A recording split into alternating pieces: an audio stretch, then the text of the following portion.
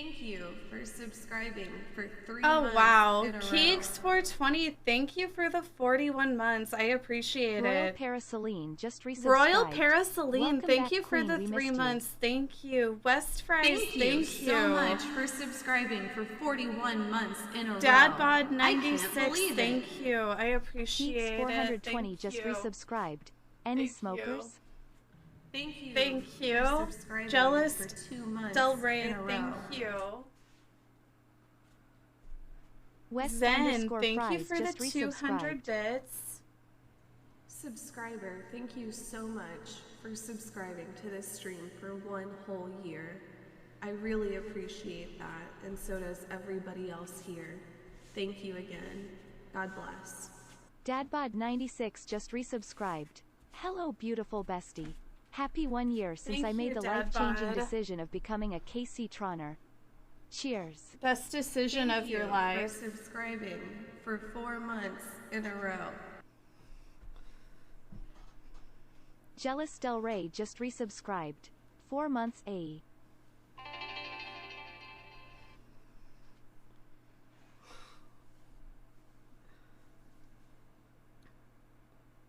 Jealous Del Hello, Rey, Casey. thank Good you, to see Zen. you. Thank Looking you. great today as I always. know. Thank you for subscribing for 5 months in a row. I know. Nico_Minaj just resubscribed.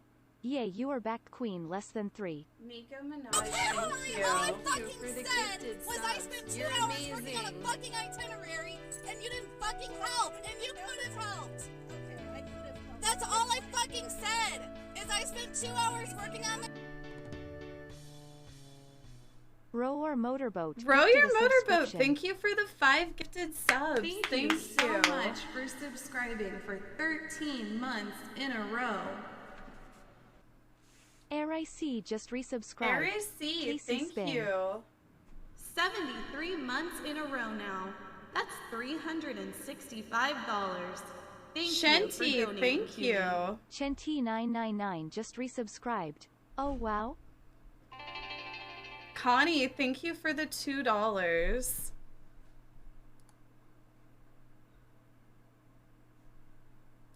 Connie tipped $2. Casey, I have sensed a presence every time you stream. The spirit name is Juan Stefani. Say hi to her, Casey. Don't be shy, she wants to be known. Hello, Juan. How are you?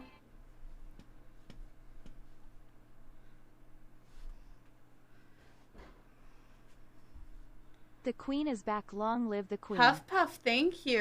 Thank you for subscribing for 6 months in a row.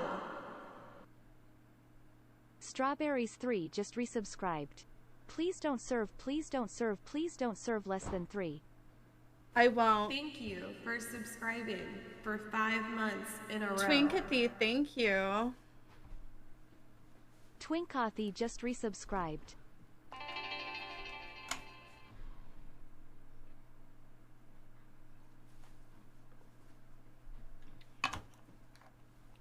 Hey, I got the sloth pet in WoW. I just wanted to waste this money to let everyone know. Oh, nice. Did you get a real sloth? Nuh-uh. Sub. Honestly, you would think a sloth would be a pretty, you know, it wouldn't be hard to take care Satan of. Slipper gifted a subscription. Satan Slipper gifted a tier Satan 1 Slipper, sub to thank you for the Vontonbot. gifted sub. Thank you for subscribing for 9 months. I really appreciate that, subscriber. God bless you. Sanrio Bimbo just resubscribed. Missed you. Hope you had a good Sanrio vacation. Less Bimbo, than 3. thank you.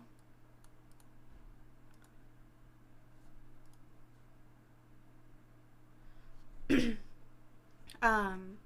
you guys please stop talking about the tag? Thank you so much for subscribing Koji to Q, this stream thank for you. 1 whole year.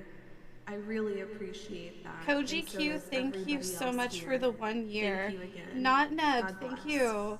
Koji_Q just resubscribed. Thank you for subscribing for 5 months in a row. Notnib just resubscribed. Not Neb, Hi thank Queen, you. looking stunning as always. Can't wait for the Lois Griffin cosplay Casey pose. Oh, it's coming soon, but today, if I get my sub goal of 100, then I will exercise for 45 minutes. God bless you. Morty _ just resubscribed. Twitch baby is born. Morty, thank you. For subscribing for 5 months in a row. Olivia Gummy Bears just resubscribed. Hey Queen, missed you this week. Thank you, Olivia. Thank you so I didn't much miss for you guys. subscribing for 15 months in a row. Morikendi just resubscribed for 15 months. Thank you for Morikendi, thank subscribing you. For 6 months MC, thank in you. a row. MC just resubscribed. Spin the kids away, Casey spin.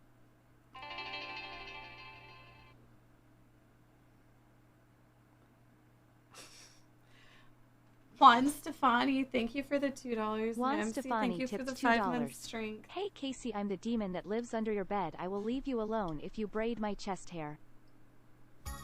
Thank you for gifting that sub.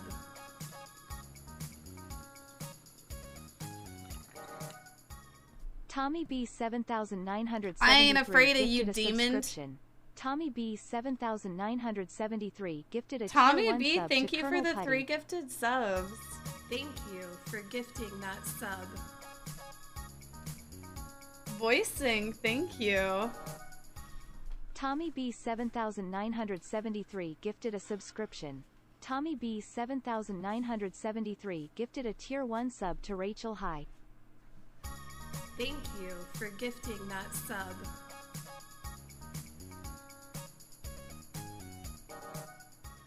Tommy B 7973 gifted a subscription. Tommy B 7973 gifted a haven't tier popped 1 in for a sub while. to You look Fluffy lovely Banana as 7. always, I know. Thank you for Voice subscribing thing, thank for you. 9 months. Neo's I really Downlight, appreciate that thank you. subscriber. Evil Unicorn, thank you. God bless you. Voice thing just resubscribed. Casey, you're Glad so you're back. hot. I You know. don't need the exercise. Subtract Thank this you. from the sub I goal. know. Never Thank leave you. us again, Queen. Thank you. so much for subscribing for 11 months. Hot Thank MILF you. streamer. Then pay me. Neo Sodomite just resubscribed.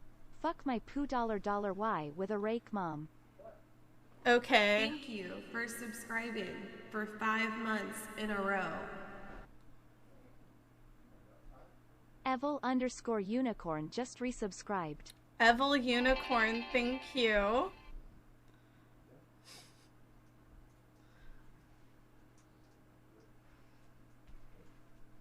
Gabrielum cheered X1000. Gabriella, thank you for the 1,000 bits. It's Miggy, thank you for the $2. It's _Migi_ tipped $2. Love you, Cakey. Also PS. Whoever stole my Apple Watch, your mom's a hoe. They probably needed it. I'm just kidding. Juan Stefani, thank you. Juan Stefani tipped $2. I heard you might do an exercise stream and I just want to let you know I won't be exercised. I'm already attached to you UWU. Well, Welcome, new subscriber if I reach my to goal. the Kaceytron TV show. Kate, thank you.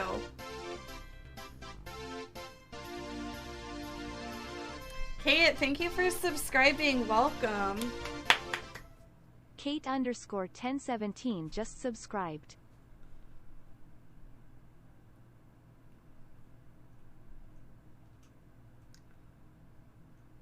Thank you for subscribing for 5 months in a row.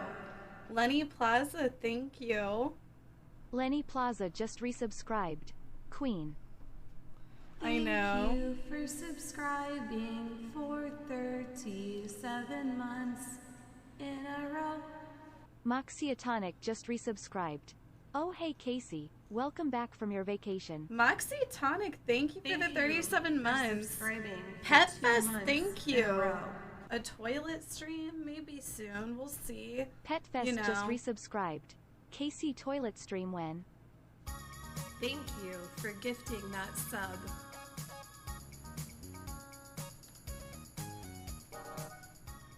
Ultrafast TV gifted a subscription.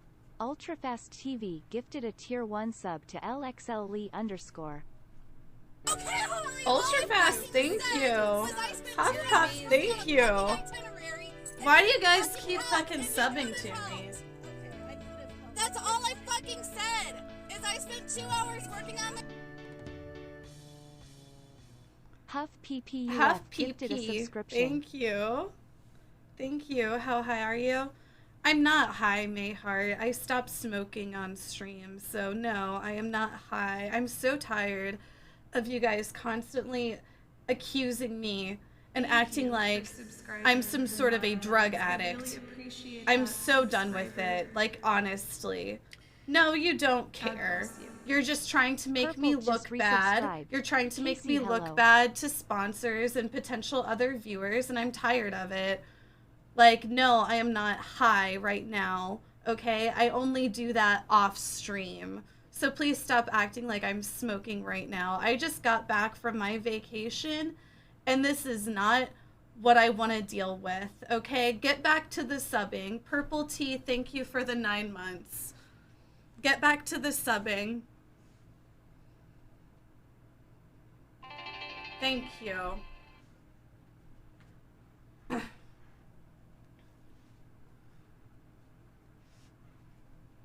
How was Bible camp? I had a great time. It was so relaxing. It was honestly just so relaxing, just, you know, being out there and with nature and, you know, just relaxing, getting away from it all. I didn't look at Twitter, and that was really nice. You know, I've been dealing with a lot of harassment from Minecraft stands. You're looking fucking nasty, sassy bitch. You have some talent, but you're too liberal, and it's cringy as fuck. Excuse me?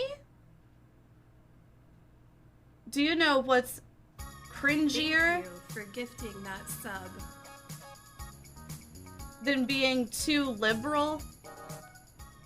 X Being not _Zen liberal _ enough. X gifted a subscription. I have X a belief _Zen _ X that nobody gifted a tier should 1 work. sub to Ace0 There's enough FKAD. fucking dumb Republicans that given 23 apparently gift want to subs work. in the They channel. can cover all of the labor, and the rest of us can just get back to living our lives in the 21st century, you know, where robots do everything, you know, and getting our free money from the government.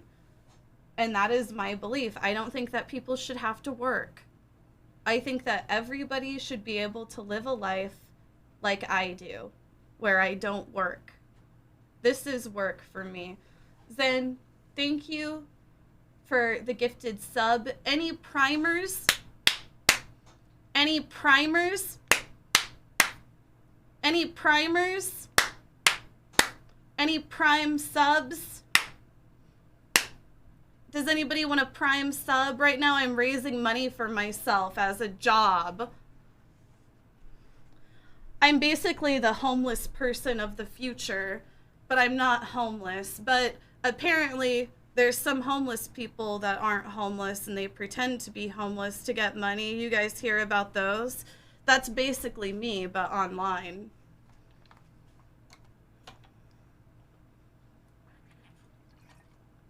Girl, why are you clapping? This ain't French class. Why aren't you subbing? Does anybody want to sub? I'm trying to raise money for myself. For subscribing for 2 Thank months you. in a row. See? Death by Roar. Deathby _ Thank Roar you. just resubscribed. Death Clap, be clap. Roar. Thank you. Thank I you for appreciate it. gifting that sub. Pink Peaches, thank you for the gifted sub. I appreciate it. Pink Peaches gifted a subscription. Pink Peaches gifted a tier 1 sub to Will _ Billy _. Thank you. Wow, Will Billy, you're so lucky to get that gift of a sub.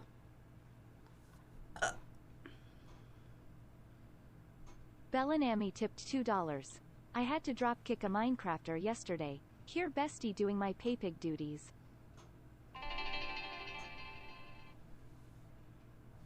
I would never do something like that. I do not resort to violence.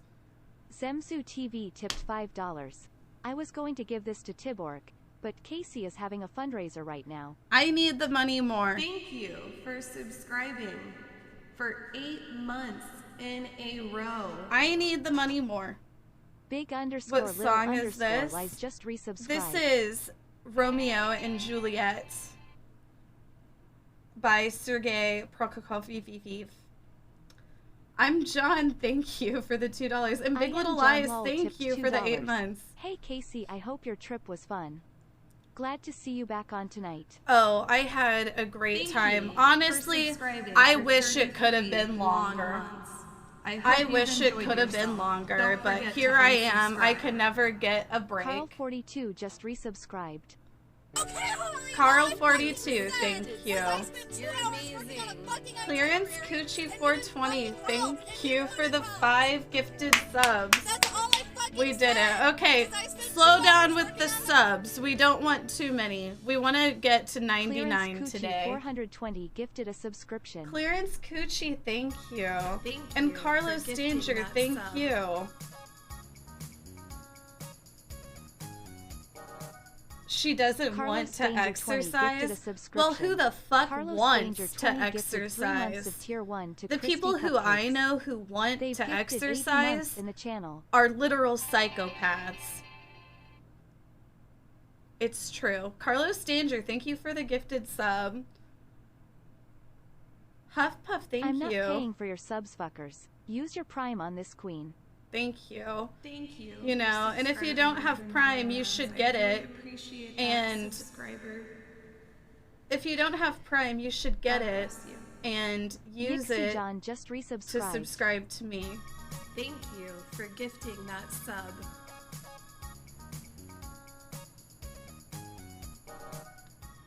Roachley gifted a subscription. Roachley gifted a tier 1 sub to Sombrad0. Thank you for gifting that sub.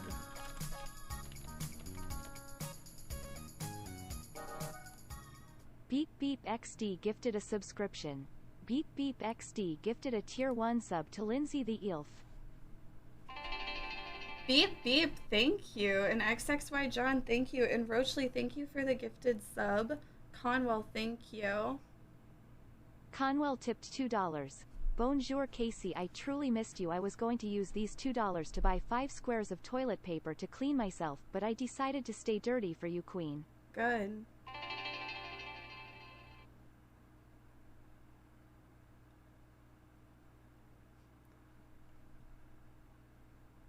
Miller tipped $2. Hey Casey, I've been missing too many streams lately. Have you announced the XXXL network We'll audition see how contest many yet? auditions were in I'm for going the to win last it. contest, No, which it's is true. due on May 1st. And if there aren't a good amount of submissions, I'm going to be fucking pissed. Ether0, I just resubscribed. Ether0, thank Hey you, Miller. queen, just gotta say I love ya. Thank you I- for gifting okay. that sub.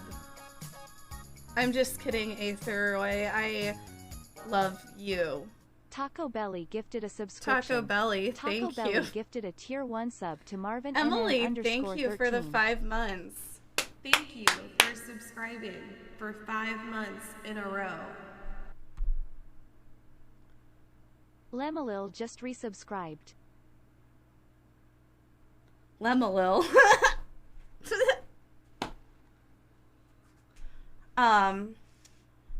So yeah, I went away on a trip for a while, and you know, it was really nice to Zemzu, thank you. for gifting that sub.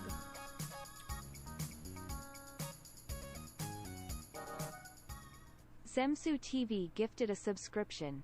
Zemsu TV gifted a tier 1 sub to Spring Zemzu, Row thank Elf. you. They have given 3 gift subs in the channel.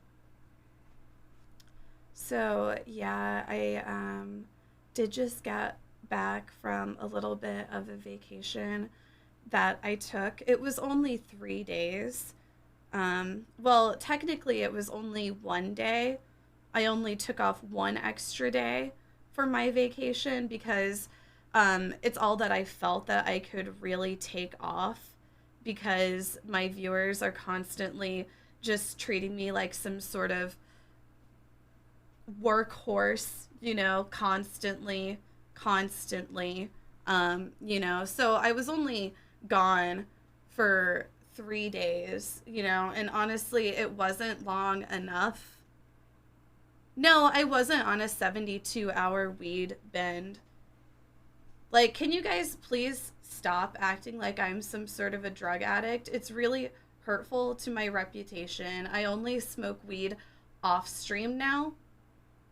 I only smoke weed off stream now, so I would really just appreciate it if you guys could stop saying these things about me and making me look bad, okay? As if I didn't already look fucking bad enough. Thank you for subscribing for RZN Brand, thank you. months in a row. RZN Brand just resubscribed. You look so good. Thank you. I mean, I don't know. I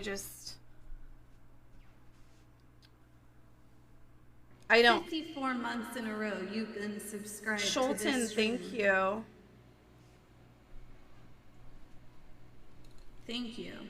Jay Schulten just resubscribed. Thank you for subscribing for 51 months in a row. I really appreciate that. Raven's Curse 93 just Raven's resubscribed. Curse, thank 51 you. months too long, wouldn't you say so? What's Crimbalta? I don't know what that is. Thank you. I only smoke weed off stream, so please stop. Please stop.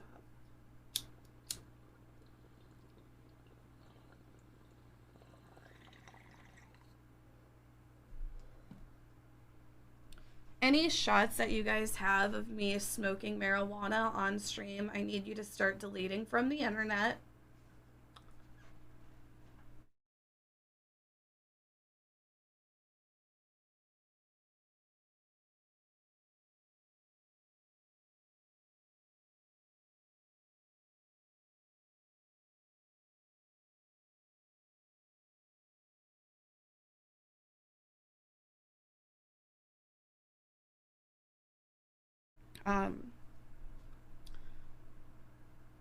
But yeah, I am back from my vacation and it was nice to relax for a couple of days, even though, you know, it was hardly enough time to relax.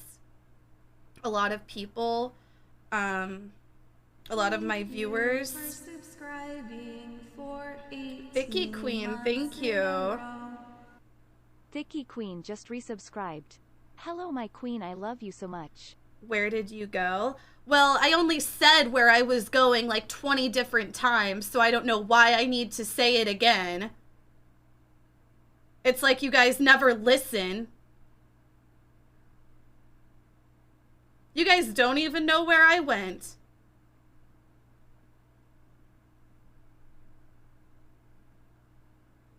Where did you go, though? How are you even a moderator here if you don't know where I went? Are you fucking serious? Thank you for subscribing for 2 Did you months miss us? in a Well, row. it looks like you guys didn't give a fuck about me. Xloon just resubscribed. Is the house on fire? It's about to be. I'm so tired of you complaining. Get back to work and stream. Well, I'm tired of feeling unappreciated. I'm tired of feeling unappreciated and, you know, just everything that I've been going through this past month. I've been literally a victim of harassment by Minecraft stans. I've been a victim of harassment and I've just been dealing with so much. And, you know, are you guys really that mad that I took one extra day? One extra day. I was gone one extra day. What is this? This is ridiculous. That's what this fucking is. I went on a vacation for literally one extra day. I had 2 days off and I go one extra day. And people are just like treating me like I never do anything and like they don't even miss me. And then they just treat me like I'm a drug addict and they don't even know where I went. No, like, did you enjoy it? Did I enjoy it? Oh, it was no vacation. I didn't want to get high. I didn't want to smoke weed. Miller, I didn't want to celebrate thank you. Pot Smoker holiday. I don't want to even leave my house today because I'm so frightened about even going outside. Miller tipped $4.20. Okay, chat. All I fucking said was I spent 3 days on vacation and you don't remember where I went and you could have remembered. That's all I fucking said. Did I not tell you where I went 5 times? I literally said multiple fucking times. I literally said multiple fucking times. Okay? She went into the attic with drugs. Can you please stop acting like, no, it's like seriously hurtful to my literal career. Okay? And I don't know what is going on with my viewer count, but you guys aren't telling your friends and family to watch my stream. You guys should be watching my stream on multiple different devices. I don't know who the fuck turned the notifications off. Play the Minecraft sex mod. Is that a thing? Is that what they're teaching these children? No wonder. It's fucking disgusting. No, are you serious? 3 days of rehab gone to waste. I wasn't in rehab.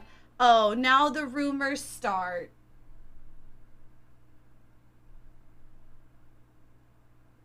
Connie tipped $2. Hey Casey, I don't know if you hear this enough, but you really bring us so much joy every day to all of us. I love you, Casey, and I hope you had a wonderful break. Fuck you, Connie. Stop trying to kiss my ass when just like a few minutes ago you were talking all sorts of fucking nonsense. Okay? Like, you think I don't remember that time whenever I was feeding the buffalo and you embarrassed me in front of an elderly woman?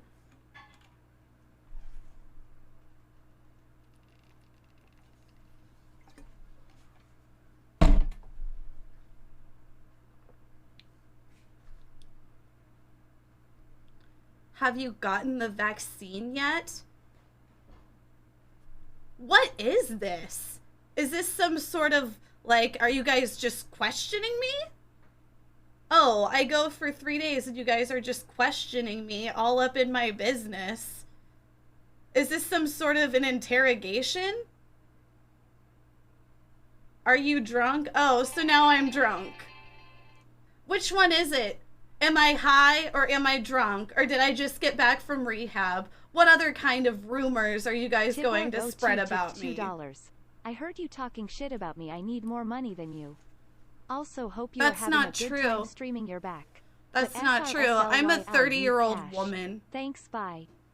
I'm a 30-year-old woman, okay? You have your time, Tyborg. My time is about up, and that's why I'm asking you guys one more time to subscribe. I don't know where my viewers went, but it's like literally, are the notifications not working? How am I supposed to get more viewers? This is ridiculous. Roblox Queen returns Casey pose. I'm not going to be playing Roblox. I have a podcast I'm supposed to be getting to. I didn't get a notification. I only got the tweet. None of the fucking notifications are working. Adeha gifted a subscription. Adeha gifted a tier 1 sub to Rough Song. Did anybody fucking get a notification?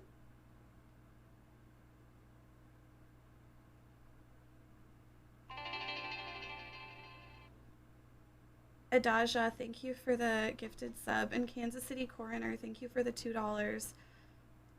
Kansas City Coroner tipped $2. Lacey Trim, aka Kaceytron, passed away on April 25th. Did anybody get a notification from Twitch? The woman you are seeing now is her body double, Melissa. Twitch is censoring me? Welcome, Flower Revolution, thank you for the Kaceytron sub. TV show.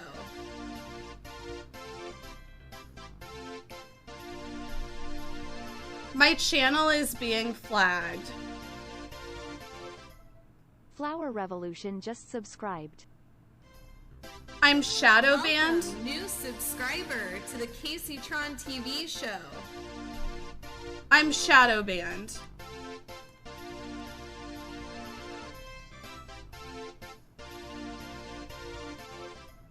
Ulf Bert Souls just subscribed.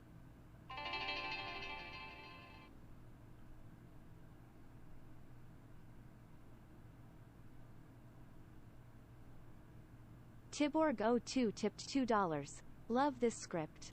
You are really a good streamer. Works more than Amaranth.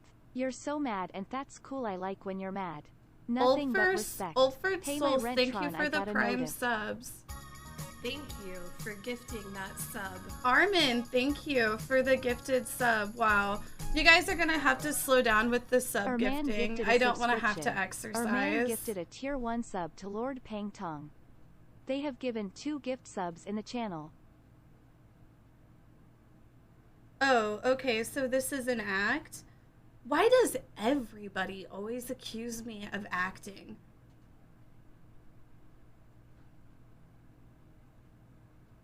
I'm just a person who's living. Okay? I'm not acting. Not everything is an act. Fantasy, thank you for the $2. I didn't mean anything bad by that. Oh, sure you didn't. FANTAZEEH tipped $2. Hello, Casey. This is the camp leader from Bible Camp. You left something behind during your 3-day stay at Bible Camp. Some of the youngsters said it was a big bong, whatever that is. I sure hope it is a holy instrument. Should we mail it to you? Bless.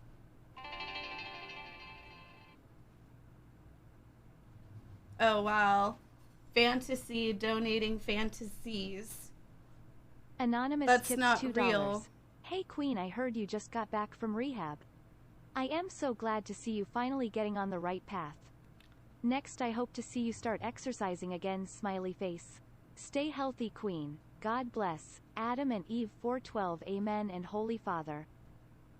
Thank you for subscribing for 2 months in a row. Anonymous, thank you. TaddyMX, thank you. Tadamex just resubscribed. Casey, why are you so angry at us today? Honestly, it was nice relaxing.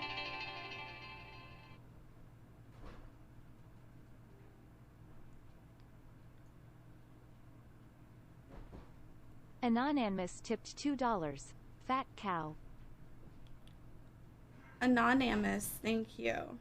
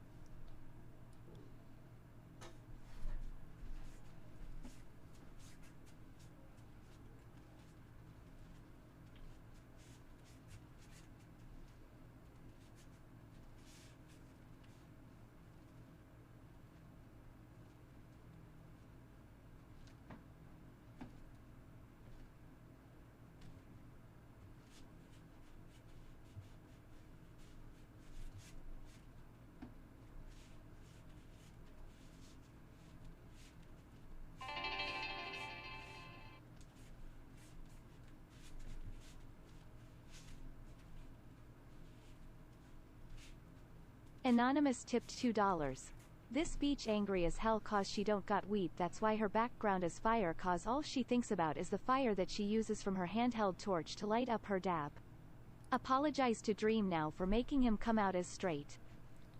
Make me.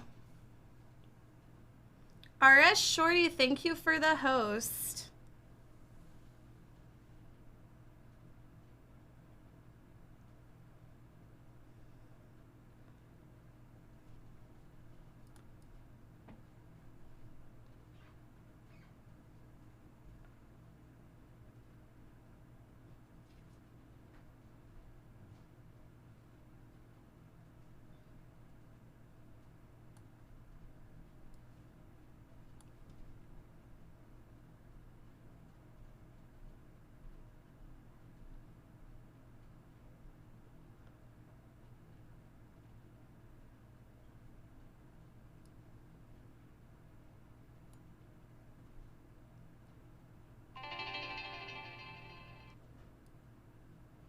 You've made this day a special day. What? Mr. Rogers tipped $5. You've made this day a special day, by just your being you. There's no person in the whole world like you, and I like you just the way you are. Mr. Rogers, thank you. Why are people spamming? Stop fucking spamming! Stop fucking spamming dumb shit. People are trying to have a conversation. You're literally ruining the flow of the chat space, honestly.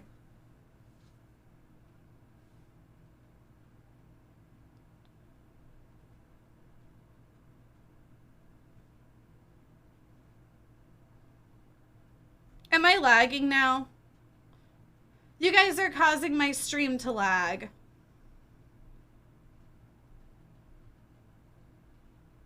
Please stop.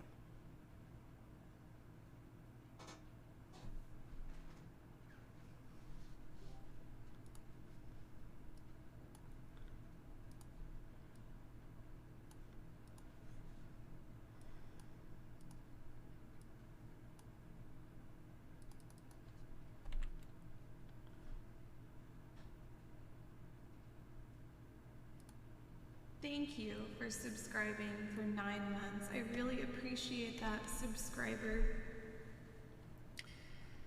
God bless you. Madame Witch, thank you. Hi Casey, I prayed to you 3 times today. And my skin is now clear. Thank you. Thank you for subscribing for 3 months in a row. A day had just resubscribed. Glad to be back here, Queen. I love what you do. Less than 3. Okay, Holly, all I fucking said was I spent 2 hours working on a fucking itinerary, and you didn't fucking help, and you could have helped. Okay, I could have helped. That's all I fucking What said. the fuck? I spent 2 hours working I on literally said, X-Moon gifted a subscription. okay, nobody else subscribe. Thank you for Nobody, I'm not subscribing I'm not for 7 exercising months until after the in a podcast row. because it's getting ready to start. So I'm not exercising until WAAAVVY after the just podcast, which is going to resubscribed. be a couple of Welcome back from hours. Rehab Queen.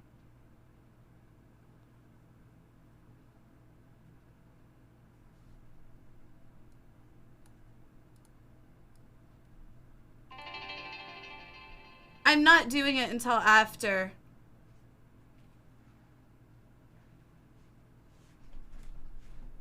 Enemy Evelyn tipped $2. Thank you for all you do, Queen of the Gays. I hope your time away was restful. Thank you for gifting that sub. Thank you. Clearance Coochie 420 gifted a subscription. Clearance Coochie 420 gifted a tier 1 sub to Ashki _. Thank you for gifting that sub. Did my headset die? Did I Clearance break my Coochie headset? 420 gifted a subscription. Clearance Coochie 420 gifted a tier 1 sub to Nifi. Thank you for gifting I'm that not sub. exercising until after the podcast. Clearance Coochie 420 gifted a subscription. Clearance Coochie 420 gifted a tier 1 sub to Twitch account 7. Did you come? Oh, I came and I went. 777. Thank you for gifting that sub. Wavy, thank you. Enemy Coochie Evelyn, thank you. 420 Clearance gifted a Coochie, subscription. thank you. Clearance Keeks, Coochie thank you. 420 gifted a I'm tier not 1 sub to exercising Sevilla. until after the Okay, Holly, all I podcast. fucking For the said gifted was I subs. spent 2 You're hours working on a amazing. fucking itinerary, and you didn't fucking I'll give help, you guys and you a could have I'll give helped. you guys a taste though. That's all I fucking said. Is I spent 2 hours working on the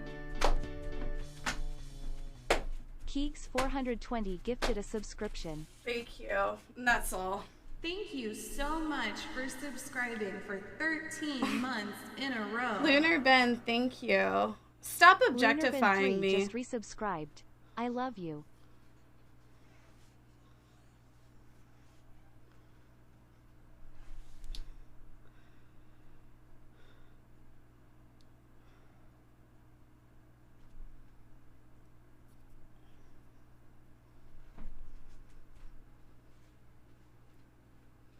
The hot tub viewers are coming in. The hot tub viewers are coming in, you guys.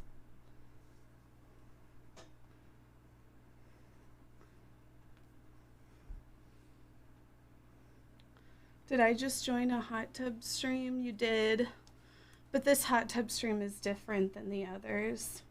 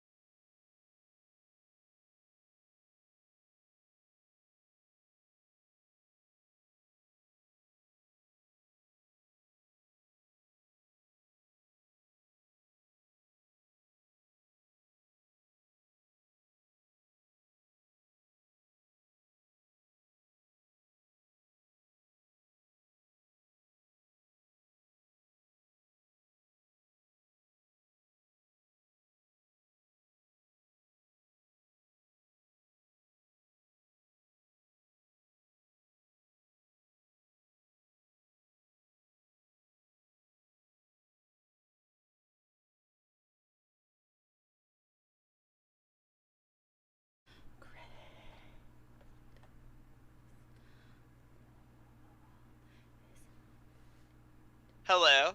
Hello. Are you there? Yeah. Okay, perfect. Hold on. Yeah. You guys, look. I got this while I was away. It's petrified wood. Isn't that cool? I was able to charge it in the moonlight. It was a full moon yesterday, so I left this out to charge. It has a lot of energy in it right now. You can tell. See how it's glowing?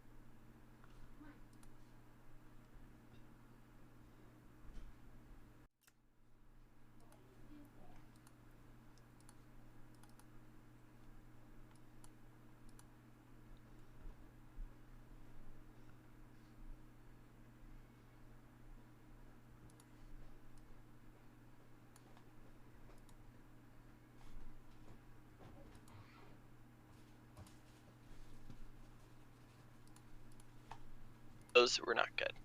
The pillows were. Yeah, and I thought about packing my pillow. Then I was like, You know, nah. you live, you learn.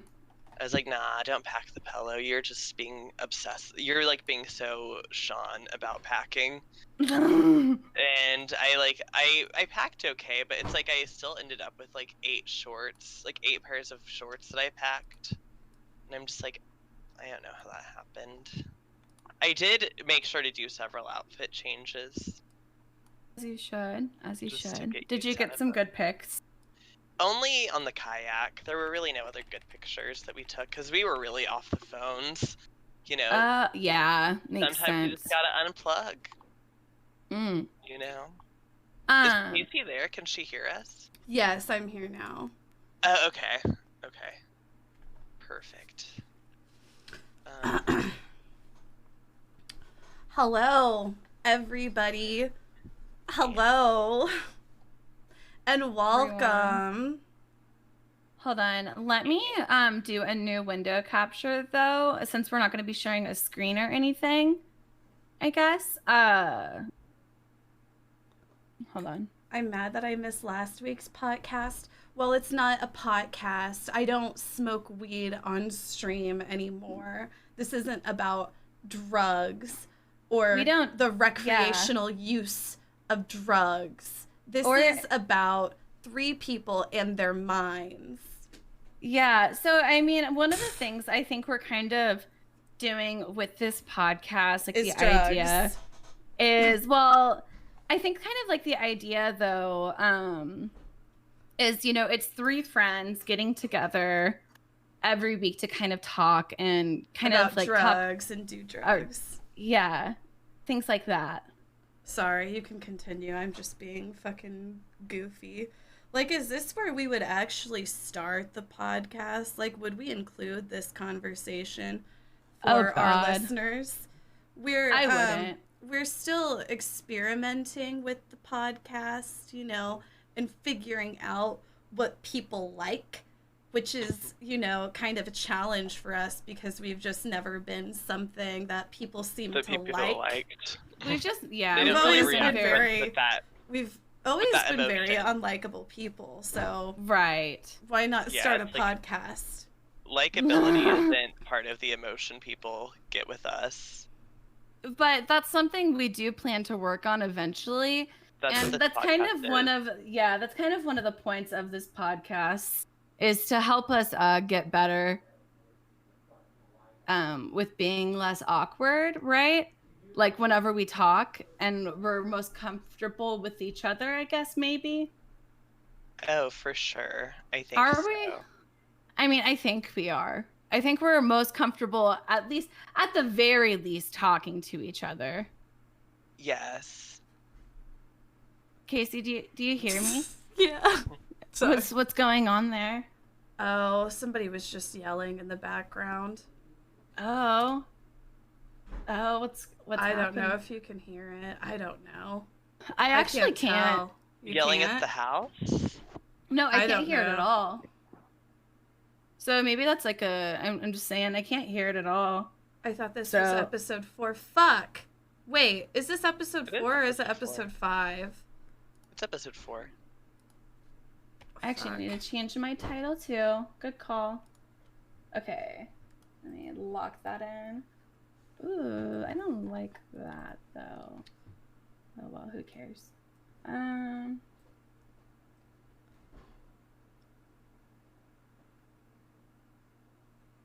everyone. I'm just rearranging. It's just, you know how it is. It's like every week. It's just the little squares. They just get, you know, bumped around a little. Yeah, we're just rearranging. Yeah, honestly, Sean, if I were you, I would just capture the big window again and put it in the center of the overlay. Oh, that's what I'm gonna do. Yeah. Yeah, I'm just working on it. It's just, you know, like you guys can start and Kitty everything. Cat It's like, you know, it's a work in progress. 1237603. Fine. You're a bitch. Like, honestly, Dream is not better. Okay. Anyway. And it would just be like your sexist asses to think a man was better. Oh, just being harassed. By who? Who do you think? You know, the people who always harass. Men? No, the Minecraft stands. 12-year-olds. Oh my god. Not the kids. And they were being sexist too. Like, of course they were saying a man was better than me. Just like the sexism behind everything that they say is unreal. Oh my god. But they're so like they're all about supporting other women. They're fucking all fake feminists. As fuck. It's true. It's true. They are fake. True. And we're just real, very real people. We look very real. This is what real people look like. We don't look like celebrities. Do you know what? I actually looked up. And honestly, it made me feel so much better. I was like, what is the average weight of women in the U.S.? And it's 170.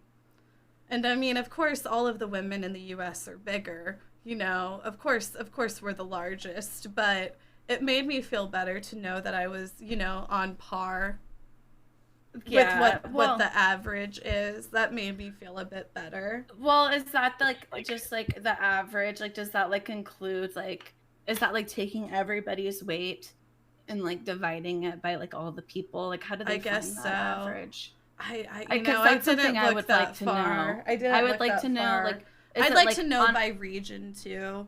Yeah, ugh. You know, I I don't feel like know. a lot The of that's Midwest coming is- from our area. Like a lot of that's coming from the Midwest. We know. They're Yeah, just that like might the results be- are in. Thank you for subscribing. Right. for That 4 might be a months hard in a one. row. Yeah. The article Fluttershy, should have just been thank called "We Need to you. Talk About the Casey is Midwest." so smelly. And it's just about obesity. Oh God. So how did D&D go, Casey? Oh, you know, it was fun. Oh, It was exciting. really? Yeah. What happened? Well, you know, we killed this giant monster. Well, you know, I got these shorts from Walmart. Hold on, let me show you these. Those look kind of like the ones you got from Abercrombie. They were Those $12. whitewash ones. They're $12. I'm telling you, Wow. Casey. you know. I am telling you. And go get yourself a pair. Wow. Well, you know, Walmart. And you know, they don't. I'll be surprised with their clothes ever so often. I'm like, Well, they've really been stepping it up. I feel like it's like because Target, Yeah. like Target really does do so well with their, Honestly, like, I fashion hate line. Target's clothing line. Whenever I go to Target and I see the clothes there, I'm just like, I can't dress in these clothes. These clothes just Is look it- like so basic. Doesn't it just like whenever I Like see the maiden. lines at I see Yes. the lines at Target, I'm just like, this is what every basic white bitch wears. And Isn't they're it also also- like a Christian. Yeah. You know, Yes. they've got that Christian Yes. side to them. That's what I was gonna You say. know, conservative. Yeah. Like those And dresses a little bit that are like behind in the longer. fashion as well. You know, like I would say they're probably 3 to 5 years behind. Sometimes I will find Like- like a good piece at Target though. I will Yeah, find like something basics. that I'm like, You know, basics are always Basics, basic. exactly. But some of their fashion pieces, I'm just like, well, I would look like a white girl who drinks Starbucks every day. And I'm not saying that I'm not that, but I just don't want people to know too much. I am a white girl who brews Starbucks bean coffee every day. I hope that's okay. I just personally I like Starbucks coffee, but I honestly like it on the pot whenever I make it myself more. Like, I don't know why. I've I gotten just... to be that way. I've gotten to be that way, but I used to not be that way. And somebody in my chat just said, Sean is faded. Wow. And I'm like, why do you guys always accuse us of being on drugs? Sean No, I'm is not. not faded. Will you address I'm it? sober. Address it. Quit. Guys, I'm actually not faded at all. I am on mute. Or no, I'm not on mute. But Casey and Holly are both on mute on my chat. But no, I'm not faded at all. I'm just getting back from vacation. This is called vacation tan. like a Exactly. vacation vibe. We just got Faded? back from vacation, and I You was mean my just haircut. saying it was hardly a vacation. Oh wow.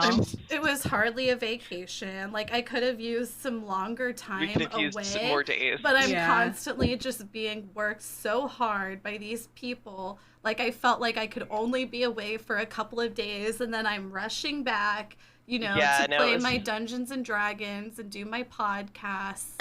It was like 7 o'clock, and like the night before we left, and Casey was just like, "Well, do we start packing now? Do we just get like our bags packed and ready now?" And I was It's like, you because, know what? she's This always is what working. we always do. That's what we always do. We're always just ready to get going again. You know, we unpacked, and 8 hours later, I'm like, you know, let's pack back up. And get ready to go. But how do I get it to where the sound is going, guys? How Oh, do they I get- can't hear you. Oh, okay. They so can't hear. No, they wait. can't hear you guys. They can hear me. It's the because cogwheel. they need to hear your like headphone audio. Yeah, Maybe- so hit the cogwheel where it says like desktop or It will either say like speaker audio, desktop audio, speaker audio, headphone audio, and it's gonna be on the stream elements. It's gonna be in there under the audio mixer. And with right all next the green and yellow bars and red bars and stuff. And then so mic aux, and then I need it to be which one? Do you just have that one there? Yeah, I don't have a new one added for the new one, I guess. Do you have current, like, since I'm using the old headset, I don't have. I have like added the audio input capture. But nothing else yet. Do you? You should just have to go to like the sound that you already had, and you have to change it because it's like your old sound, I assume. So you have to go to like either desktop or speaker or wherever your old sound came out of. You have to go to that and hit the cog wheel and change it. Okay. Do you see what I'm talking about? Yeah, I know what you're talking about. I just want to make sure I do the right one, I guess. Like, I'm on desktop audio right now. Do you think I should do the mic or the desktop audio well, first? If your mic is working, then you don't need to fix that. You just need to do the desktop audio. Okay, there we go. So it's working now. Okay, you got it? Yeah, it's good to go. Okay, period.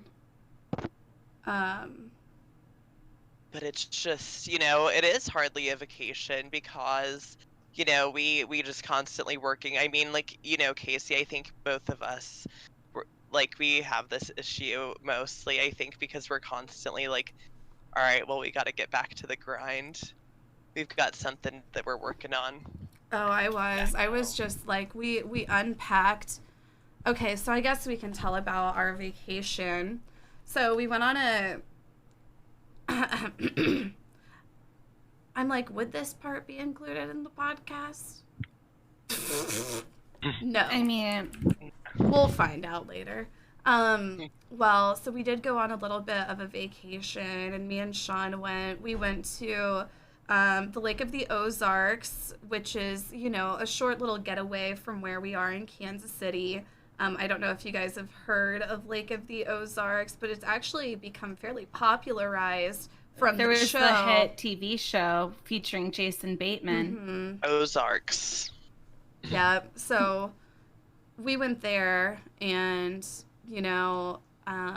just for a short little getaway. Honestly, I could have used some more time. I could have used more time. And the drive is still kind of long. It was actually not for really you. Yeah, it was only like 2 hours. For me, it's a little bit more. It was just like, could you imagine how dark I would have gotten with another day out on the water kayaking? You're a little red still, honestly. It looks hard on screen, but honestly, in person, it's much more of a tan. It really is more of a tan, I've got to say. Honestly, yeah, because last time I saw you were actually tan. Mm-hmm. So it'd be weird if you were burnt now. Yeah, no, it's just like, I think on screen I always look a little bit more red than I actually am. Right. But oh my god. We had such a good time, just, we're out on the water kayaking because, Kaceytron, people don't know this about her, but she's very into the outdoors, and she is someone who's, like, out there. People don't expect her to be out there. Oh, I love the outdoors. I do. I love the outdoors, and just, being outside and getting in touch with nature, and, things like just feeling things like the that. Energy. Yeah. Like the energy of the leaves and stuff. And I mean, honestly, well, it was the pink moon as well, so we did kind of have like a small ritual. Oh, did you? Yeah, we did kind of have a small bit ritual. of a full moon ritual. I know you guys have seen some of our full moon rituals on stream, and this one was a bit more laid back than what we'll usually do on stream. Nothing sacrificial or anything like that, but we did, thank the goddess of the moon, and we brought some it was of our... the lesbian moon. It's true.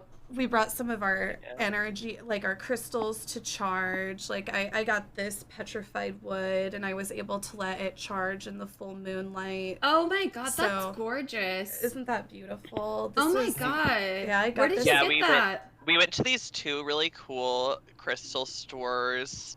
Yeah, we went to a few crystal stores. They weren't near the Ozarks, but yeah, it was more Columbia.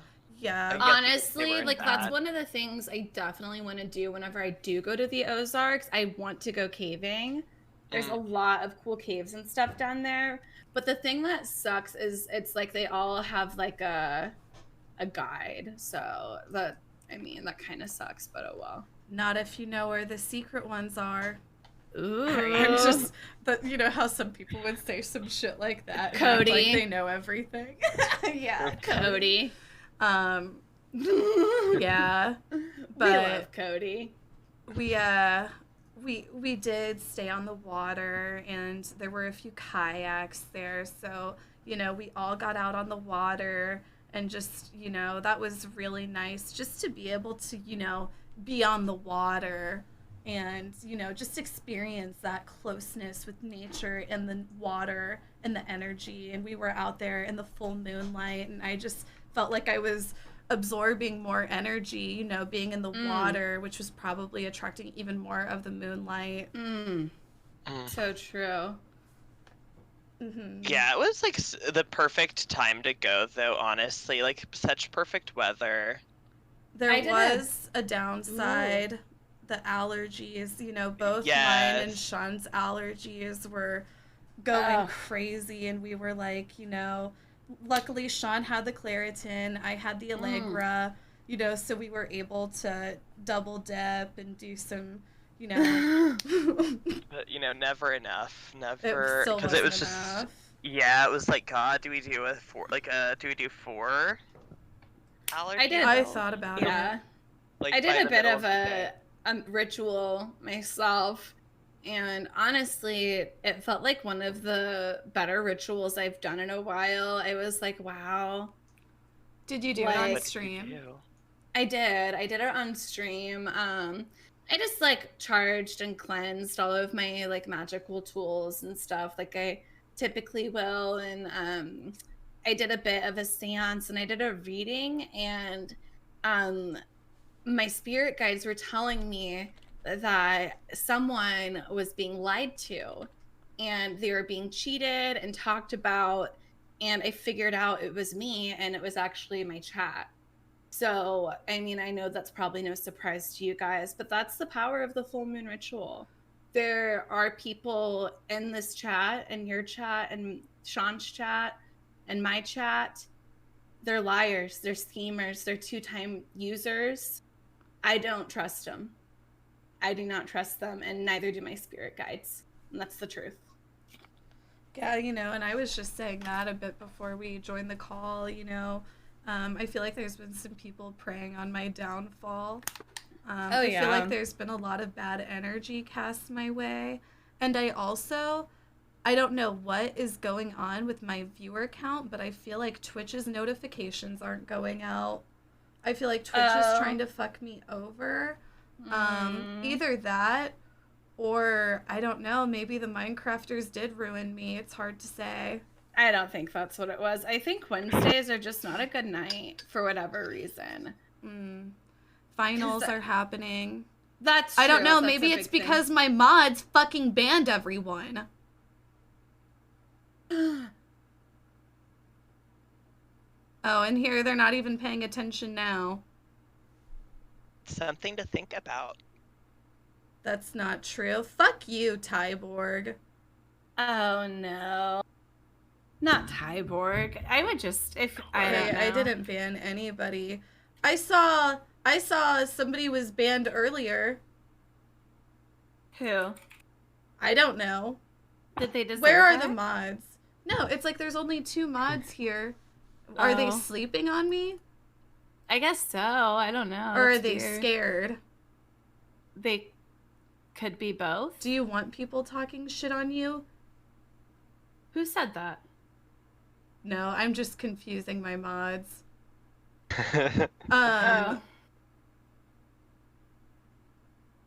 So you guys actually going to talk about MK Ultra because there's so much material? Absolutely. Yes, Oriana Grande, we are. And thanks for the spoiler alert because we hadn't announced our topic yet. So thanks for spoiling that. It's honestly rude. I hope you're proud of yourself. Oh, I put it in my title. I didn't know if a lot, Horiana. No, I still blame Horiana. It's in my title, but it's not like anybody looks at that. Did anybody look at that? Nobody reads the title. Sean, do you have it pulled up? You know, I do have it pulled up. Yeah, I do have it pulled up, so I'm ready to discuss it. Whenever you guys are. We do have a bit of a script today. All right. Welcome everybody to this week's episode of the Recreational Podcast. We are your hosts today. I'm Holly. And I'm Casey. And I'm Sean. And this is the Recreational Podcast. Hold on. I actually got a song for us that was uncopyrighted. I think it's perfect. Hold on. I'm going to play it for you guys. I meant to send it to you guys earlier. Hold on. Oh, they're saying she didn't say use. You said recreational, so now people are confused. They think it's a whole new podcast and a reboot. Oh my gosh. Of course they do. We're going to start over. Do you have the music ready? Hold on.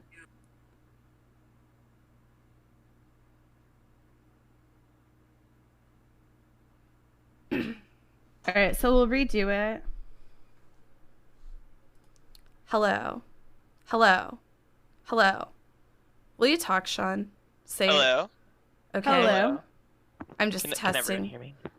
Okay, I just wanted to make sure my sound levels were good. Okay. Hello, everyone, and welcome to this week's episode of the Recreational Use Podcast. We are your hosts. I'm Holly. And I'm Casey. And I'm Sean. And this is Recreational Use.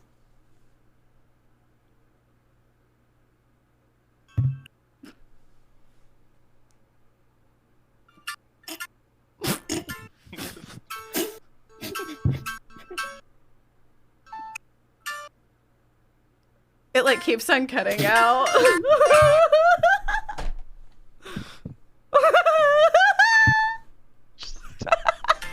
Perfect. Oh, no. This sounds like, is that this tone? Is that from fucking Serial? Yeah. Okay, I thought. Okay, I think I recognize it. I was like, is that the Serial music? Is it actually uncopyrighted so we can use it? No, editor, cut that out. Editor, edit that out. I'm sorry. I'm just stoned. I had to edit that. I had to put that in. Keep it in. Keep it in. So. Trigger warning. Today's topic. Trigger warning. Today's topic will depict acts of violence, drug use, and other content that could not be in a. Oh, fuck. Redo. Editor, cut that out. Trigger warning. Today's topic will depict acts of violence, drug use, and other content that could be inappropriate for certain audiences. Content. Okay, chat. Is everyone ready? Are you guys ready to start this? Can we get a 1, 2, 3? Can I get a 1, 2, 3 in chat, please? Oh, and hold on, you guys. Check out all of our streams. This is the multi-Twitch link, so you can view all of our streams at once. Multi-Twitch. Shanye West, 69. Yes, check it out. Holly Cannabis, Kaceytron. Yes. Yes, thank you, guys. We're trying to really move mountains here, so we're trying to grow our brand. Mm-hmm. Exactly. And okay, so I think we should maybe say something really quick. So I think like we're kind of starting to maybe figure out how we're still trying to figure out how we're going to make this podcast work, right? So right now, I think kind of like our concept is like every week, each of us is going to tell each other a story, right? Mm-hmm. Sometimes sometimes, maybe. But and we're going to really try to start interacting more with chat. So it's a lot more, so it's more entertaining for you guys. We know that one of the reasons you guys like to be on Twitch is you guys like interacting with us. So we're going to be taking moments to kind of talk with you guys as well throughout this. So if you guys have any questions for us, we will have these moments that we kind of like pause and take any questions, and then we'll also be taking some questions at the end. Be sure to donate them. I'm just kidding. Yes, be sure to donate. Period. Yep. Okay. So I guess let's restart this. Editor can start from here. Everybody hold your hands up like this for a second so they know this is like the video mark. Just like for a minute so then they'll know. Okay, we're ready. Trigger warning. Today's topic will depict acts of violence, drug use, and other content that could be inappropriate for certain audiences. Hello, Today everybody. I thought we were going to do the podcast. Okay, hold your hands up let's do again. The intro. Okay. Editor, cut that out. Okay, so intro first. Do the trigger warning. Trigger warning. Do the intro, Okay. then the trigger warning. Okay. Yes. Hello, everyone, and welcome to this week's episode of the Recreational Use Podcast. We are your hosts. I'm Holly. I'm Casey. And I'm Sean. And this is for recreational use only.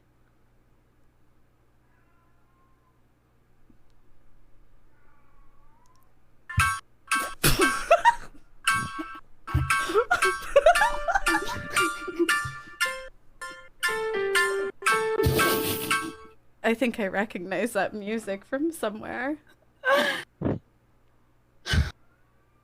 Trigger warning. Today's topic will depict acts of violence, drug use, and other content that could be inappropriate for certain audiences. Hi, chat. What's up, guys? How are you guys doing this week? Casey, Sean, how have you been? Oh, so good. How are you? I am great, and I'm so excited to talk to you guys about this week's topic. I'm thrilled to be talking about it. What is the topic today? So, today we are going to be talking about a series of experiments administered by the United States government known as MK Ultra. So grab your tinfoil hats and listen in as we tell the story of one of the United States' most known secrets. Okay, guys. So Start us off. Yes. So it was a cold December night in 1974. Eric Olson receives a call from his younger brother, actually, saying he just read this article in the Washington Post. It was published about their father. Eric rushed to the newspaper stands to grab the paper. It was titled "Suicide Revealed." It exposed the story of an army scientist who was unwillingly drugged with LSD and jumped out the window days later. Eric knew at that moment the article was about his father, Frank Olson, who had died almost 20 years ago. The death was ruled as a suicide. Meanwhile, another article broke by the New York Times summarized the CIA program called Project MK Ultra. There were horrible, inhumane experiments that were carried out by the CIA. But the CIA was adamant that no one was killed during these experiments. There were no deaths, except just one. A man who committed suicide in 1953 due to stress from work. For over 20 years, Eric and his family were totally in the dark about the death of their father. But now Eric was determined. Some even said he was obsessed to find answers about his father. Okay, so when we first started this topic, I had absolutely no idea what MK Ultra was about. Oh, really? I don't even know what I thought it was about. I do to a certain degree. I'm pretty sure that I thought it was just complete like conspiracy theory nonsense. Oh, really? I did. Think a lot of people relate it to just conspiracy theories. Or even like pop culture. It's super popular in pop culture. Like I think of Stranger Things. I'm not like a huge Stranger Things fan or anything, but I think that's like probably one of the most like recent depictions of MK Ultra and like a TV show. I didn't even watch that, so I had no idea. Yeah, so I think that's supposed to be about like MK Ultra. I honestly decided to pick this topic because all I really knew about it were the different like conspiracies around it. And I just knew it was like some sort of like CIA type thing gone wrong. But I didn't really know all the details, but like, I don't know. I thought it was really kind of important to talk about and go over kind of like in this era of like misinformation. Yeah. What did you think, Sean? Did you know what MK Ultra was, or? I had heard about it. I thought of just kind of like the early days of LSD, I guess. That's like really all I knew about it. Like I didn't know who Frank Olson was before this. See, I didn't even know it had anything to do with like LSD. I just thought it was like some conspiracy theory reference or something that people referenced whenever they were talking about conspiracy theories. I really had no idea. Well, it's because like every conspiracy theorist is always like, it's MK Ultra. Yeah. Yeah. So like it really, I think it's like definitely to this point where nobody even knows the true story of MK Ultra. So Clambake 420 in my chat just said, the CIA is the most harmful cult to ever exist. They do nothing but fucked up shit and never for good reasons. And that's exactly what we're going to be talking about. No, that's 100% true. 100% the case. And I think this story really, really depicts that. But to truly understand why MK Ultra started, you have to understand what the United States was going through at the time. The Korean War had just ended and tensions were really high between the US and the Soviet Union. It was a time of real uncertainty in the United States and people were very, very scared. There was this whole idea of mind control and brainwashing, and it really frightened and scared the American public. Stories of these brainwashed former soldiers that left the United States armies to become communists during the Korean War, who were like going and revealing all of this private US intel. Really, like these stories dominated the headlines. There were big like New York Times best-selling books that were published at the time, and it was really, really popular. So this was a huge thing, very, very relevant. And you guys have probably seen this in movies and TV shows and that kind of like attitude depicted. But this made the United States determined to be able to combat brainwashing and, you know, this brain warfare that they were so scared of. And they officially launched Project MK Ultra and made Sidney Gottlieb the head of it. Gottlieb was a poison expert who headed the chemical division of the CIA. He was known to be kind of a weird guy.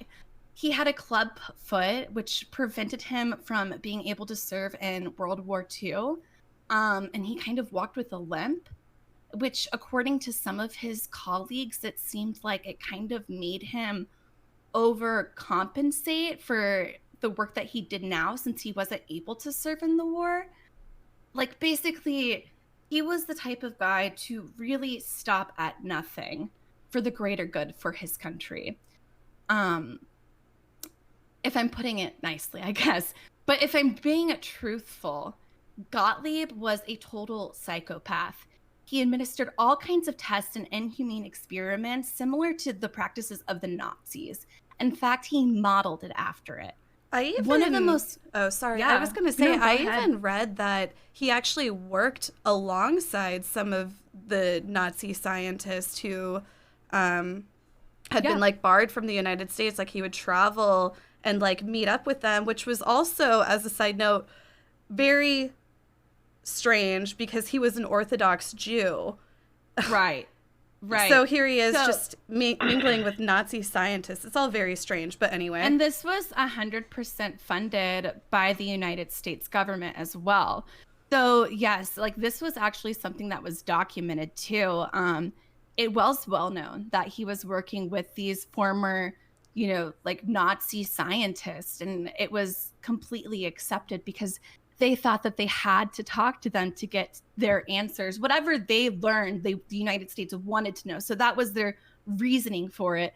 But yeah, it was very odd because Gottlieb did grow up as an Orthodox Jew, and his family was from Germany, but they moved to the United States right kind of before the Holocaust. Like he very much so could have been a victim of his own experiments.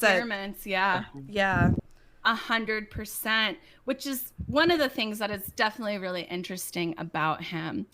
But another thing, one of the most common things Gottlieb liked to experiment with was LSD. That was like his favorite drug. He believed it was the ultimate true serum, which was what the United States government was looking for at the time. He thought it could control someone's mind, or better yet, even wipe it clean, so they would forget what they did entirely. He was so fascinated by the drug that in 1951, he bought nearly the entire world's supply from this Swedish laboratory that actually first created it. The goal of the CIA and Sidney Gottlieb with this MK Ultra project was to create the perfect Manchurian candidate. And Gottlieb believed LSD was the answer. What's a Manchurian candidate? So a Manchurian candidate is basically somebody, typically that would be like a prisoner of war, that you could like brainwash and make switch sides and like go and get like, you know, enemy secrets and intel, and I like almost just like do whatever you wanted to do. And the idea is that they wouldn't even remember it afterwards. So just like completely brainwashed. Something that they said that they wanted was they wanted to like basically they wanted to wipe the mind completely clean and start anew. So they had to destroy the old mind.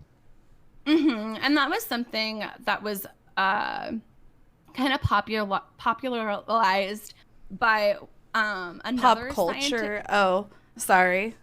That worked with Gottlieb. But basically, what was that, though? When like they look to they would kind of go after people who weren't really able to say no, right? Like equipped to... Yeah, like they weren't equipped with the skills or the know-how to. Well, like, they would definitely go after like lower income and like lower like poverty. Yes. Okay.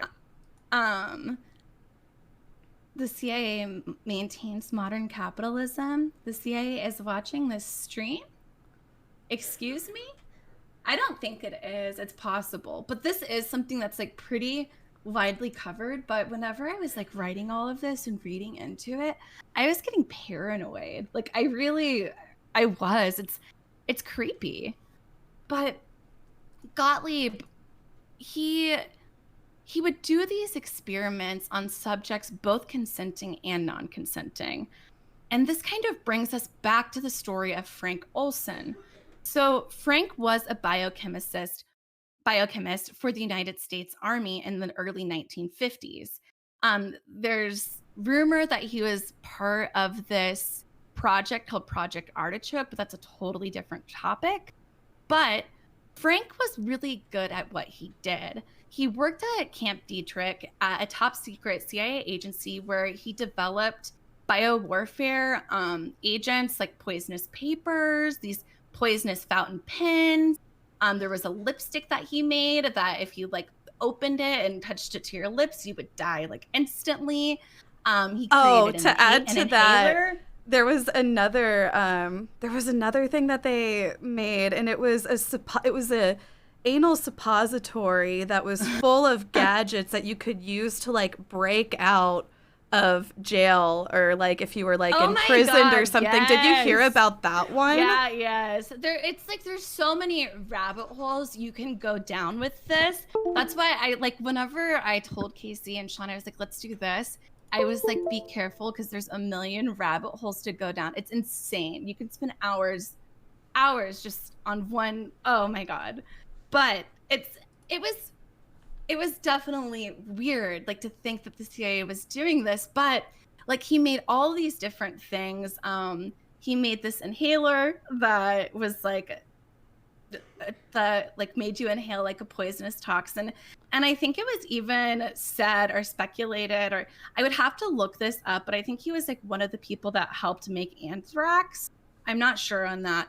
But no, that's something that that was something that Casey and I both heard, was that at least that he was like part of the anthrax creation. I read another story like earlier today where he was talking about how a lot of, you know, the different like experiments he would carry out, like Frank Olson particularly, you know, a lot of the time their test subjects would be animals like monkeys and stuff like that, and he would feel especially bad or guilty when it was successful, meaning that the live animals died from like these different poisons and toxins he was making. Right. I don't think Frank Olson was really the right guy for his job, like for what he was doing. He just had too big of a heart. Mm-hmm. Too much of a conscience. But he was good at it, though. But he started to kind of have like moral reservations about all of it when one of his developments was used without his consent.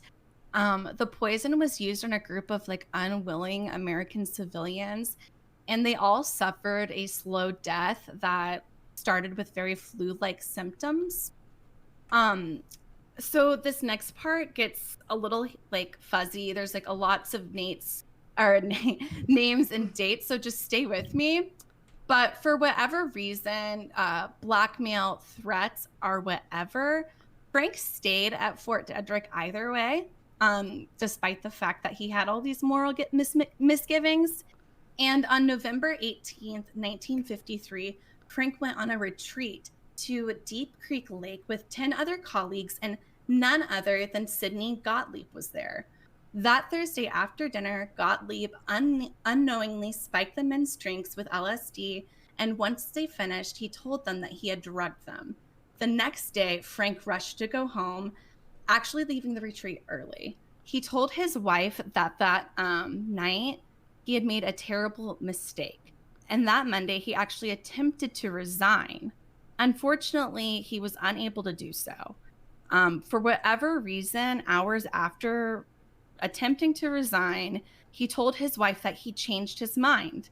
Instead, he told her that he was going to go see this doctor to help him with his mental state. So Frank leaves with this guy, Robert Lashbrook, another colleague of his. He actually leaves and misses Thanksgiving dinner to go see this doctor, Dr. Harold Abramson, who was on the CIA payroll. And he really wasn't much of like a doctor at all. He was actually a hypnotist, and he didn't have any real credibility to be dealing with somebody who really had severe mental issues. Wait, so isn't that a conflict of interest?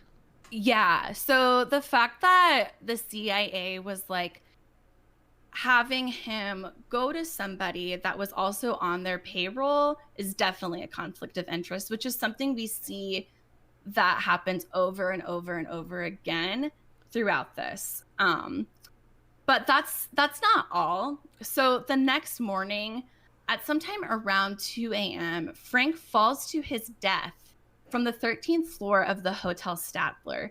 The hotel manager who was working at the time rushes outside just in time to see Frank in his final moments. He tries to mumble something, but before being able to say anything, Frank died. The hotel manager rushed inside. The body he found had fallen from room 1018A. The police showed up moments later to find Robert Lashbrook sitting on the toilet with his face in his hands. He told the police that he was asleep when it happened and he didn't know anything and he didn't see anything. But it gets even weirder. So the hotel manager was extremely unsettled by this and was kind of on this hunch. He goes and asks the switchboard operator if there had been any calls that were made to the room. And the switchboard operator says yes, and that she even eavesdropped because the calls were so short. She said the caller said, "Well, he's gone." And then on the other line, the person responded saying, "Well, that's too bad." I have a letter that the hotel manager actually wrote to Frank Olson's wife, Alice. It reads, "Dear Miss Olson, after reading the newspaper accounts on the tragic death of your husband, I felt compelled to write you. At the time of your husband's death, I was the assistant night manager at the Hotel Statler in New York and was at his side almost immediately after his fall. He attempted to speak, but his words were unintelligible. A priest was summoned and he was given the last rites. Having been in the hotel business for the last 36 years and witnessed innumerable unfortunate incidents, your husband's death disturbed me greatly due to the most unusual circumstances of which you are now aware. If I can be of any assistance to you, please do not hesitate to call upon me. My heartfelt sympathy to you and your family. Sincerely, Armand B. Pastor, General Manager." Okay, so I had to look more into what this hotel manager had to say about that night, and I found this New York Times article that said, "Years later, the night manager recalled, in all my years in the hotel business, I never encountered a case where someone got up in the middle of the night, ran across a dark room in his underwear, avoiding two beds, and dove through a closed window with the shade and curtains drawn." Like, isn't that just like, it doesn't make any sense. Like, make it make sense. Everything about this is so strange and just reeks of suspicion and just, it's all very, very shady. Right. There's like a lot to really unpack with all of this. Like, first of all of these scientists going to this camp to experiment with LSD, having done a bit of experimenting myself, I guess I could say, I think that at the point where he was, unknowingly dosed with this LSD, having lived the kind of life that he had with, some of the different chemical weapons that he had developed that he knew had done harm, I just can't help but think, like, having done LSD and had all of that so heavy on you, I bet it really started to weigh on him a lot during his, When the trip. reality set in. No, Especially being on a drug like LSD. Like, having done it, I cannot describe to you how awful I would feel if I were a person that had done those sort of things and taken, living life from someone, I guess. This was just really months after this incident that happened in San Francisco, where not he killed, but the 10 people were killed. So, like, he had been, like, having issues with depression really for, like, the last year. And he had even stepped down from his position that was at the Army, but he was still working with the Army. I'm not 100% caught up to details on that, but I know he, like, had to step back because he was, like, kind of so, like, overwhelmed by it. And, like, everyone kind of said, like, the same thing about Frank, is that he, like, acted really, really weird, which I guess it just seems like that was, like, put on, like, almost like they were all in on it, right? Because it's like everyone acts weird on acid. Like, who are they to say that he was acting weird? I thought that was also something that was strange. Well, he was probably nervous he would die. I mean, that would be in the back of my mind if I found out I had been drugged in, like, just a few months prior, 10 people had died from a drug that I had helped administer. Yeah, that's a good point as well. I mean, to reiterate, I do not think that he jumped out of that window himself. I mean, obviously, I don't. Right. I think that he, kind of appeared to be, I guess, like a loose end for some of the other people, like headlining these experiments. He was like, well, like they were kind of like, well, what is Frank Olson going to go do and tell people? He just wants to resign now. You know what I mean? I think it was like a lot to do to the fact of him also being tied to Project Artichoke. Almost more than anything, like Project MK Ultra almost seems like a cover-up for Project Artichoke, because what happened with Frank Olson and the things that went on during that time period is truly horrendous. Like, I mean, we're talking, the CIA and government killing our own people. That's the last thing they wanted to let out. So I don't know. All of this with like Frank Olson, I think he knew too much. And I think that's why he was killed ultimately. But, either way, Eric, the son I mentioned in the beginning, he was just 9 years old when he was awoken by his mother Alice at 4 a.m. when she tells him that his father is dead. Later that morning, 2 of Frank's colleagues who have claimed to have been close with him showed up at the Olsons' home to provide them with more answers about Frank's death. They explained to the Olsons that Frank fell or jumped from the hotel window. Everything sounded off to Alice. She had serious doubts about the entire situation. She said she never heard Frank mention one of the colleagues at all. It wouldn't be until years later the family would learn that it was actually Sidney Gottlieb. Now, at this time, Alice was just completely grief-stricken. And despite the fact that she had so many unanswered questions, she had to move on. She had 4 children to take of, but Eric could not move on. Fell or jumped. Because those two things have very 2 different explanations. And if he did jump, why? His mom had just talked to his dad that night. He was fine. Alice agreed there was no way Frank jumped. And if he fell, who pushed him? Or if he was pushed, who pushed him? But she was determined to be strong for her family. She even said to Eric multiple times, "You will never know what happened in that room." Eric never got all the answers he was looking for, but we will get back to that because this is just the tip of the iceberg. So I didn't realize that one of the people who showed up at Eric's house after his dad died to kind of, I guess, like talk to the family was actually Sidney Gottlieb. That was one of the 2 people that showed up to like give them kind of an explanation of what had happened, which is also,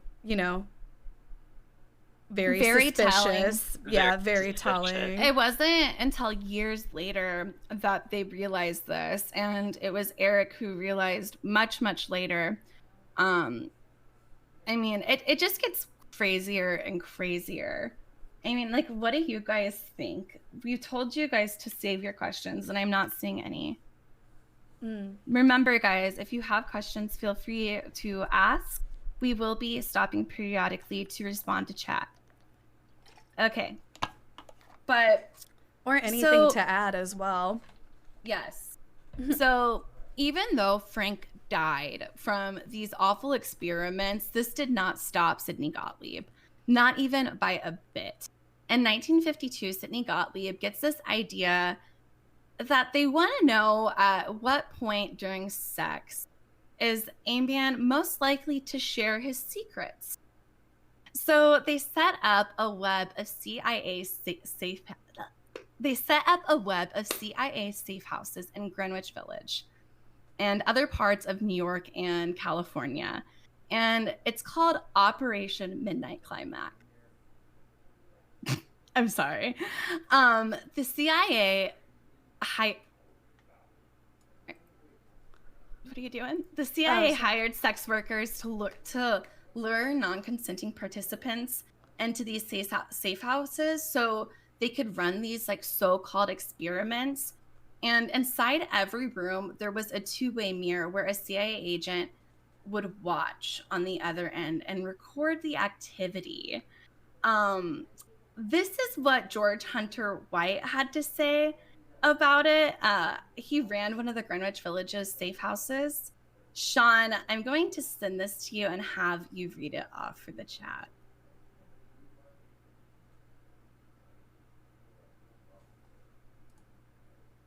Of course, I was very Hold on, I'm sorry. The clicking.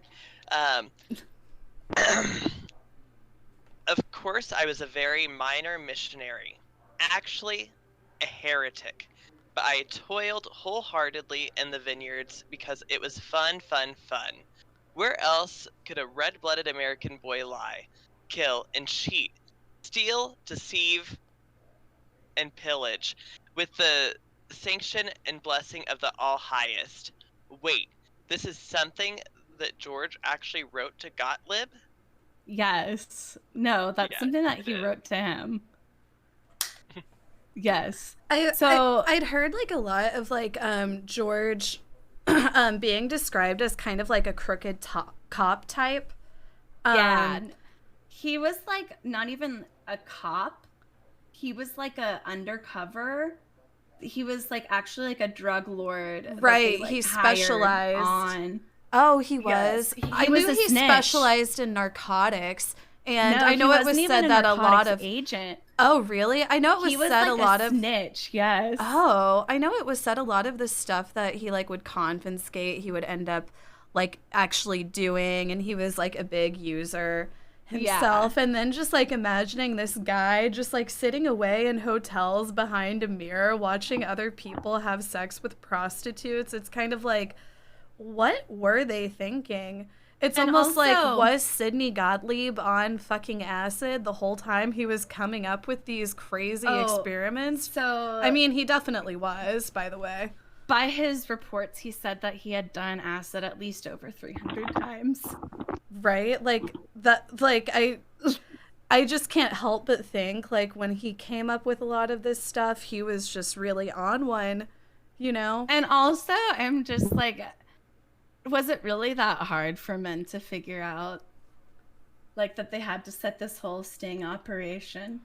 Like, they could have just asked like any woman, you know, like when a man will reveal his secrets after, you know, during sex.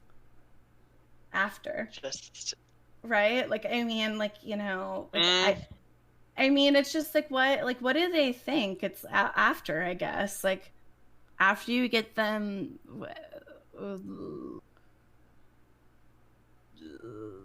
I'm just like, I guess it depends on the secret. I mean, it's just like, I think that they really were convinced that like LSD was the answer to like them being honest. And it's like, no.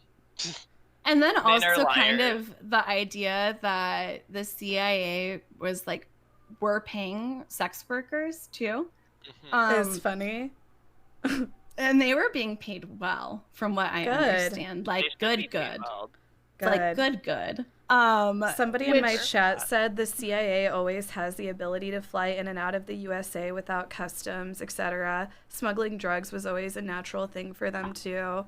That it like they don't have to travel between customs, so that does like, wow, I didn't even think of that. Eliminate any issues. Think of that either, but it makes sense because that's something else that like comes up with this as well. It's they're allowed to get away with so much. It's very, very easy to hide their tracks, I guess. You know, so during this time, Gottlieb also recruits a Canadian psychiatrist named Ewan Cameron, who by every account was just pure evil. He was known for pioneering what is called psychic driving, which is just fucking insane. What he would do is he would drug his patients to like this near comatose state with like barbiturates and opiates, and then he would inject them with amphetamines like meth or whatever, and then he would use electroshock therapy on them, like after he like shoots them up at like really high intense settings, and then he would pump them full of SD. So after that, he would put them in these dark rooms where he would experiment with things like sensory deprivation, and he would play these tracks on a loop back to back for hours and hours and hours that would just repeat the same things, like your mother hates you, for like 16 to 20 hours. And it wasn't just like your mother hates you, your mother hates you. It was like this creepy, distorted, like overlapping, your mother hates you. And like this like creepy, like 1950s like music. Like it seems like something like what Alfred Hitchcock would have like put together. Fucking creepy. Imagine that on acid. But some of these trials would last like, one of these trials lasted 88 days. The goal was to completely erase the person's personality and help them build a new one. The idea is that it would cure certain mental illnesses, things like depression, anxiety, postpartum depression. These patients of Cameron's came to him looking for help, but they had their lives completely destroyed. Many of Cameron's victims reversed back to almost an infantile state. They couldn't feed themselves or talk. Some of them even had to learn how to walk again. They forgot years of their lives and didn't even know who their family was. Most people would be horrified hearing this, but not Sidney Gottlieb. He was like, And he was super impressed by Dr. Cameron. So he recruited him to be part of MK Ultra.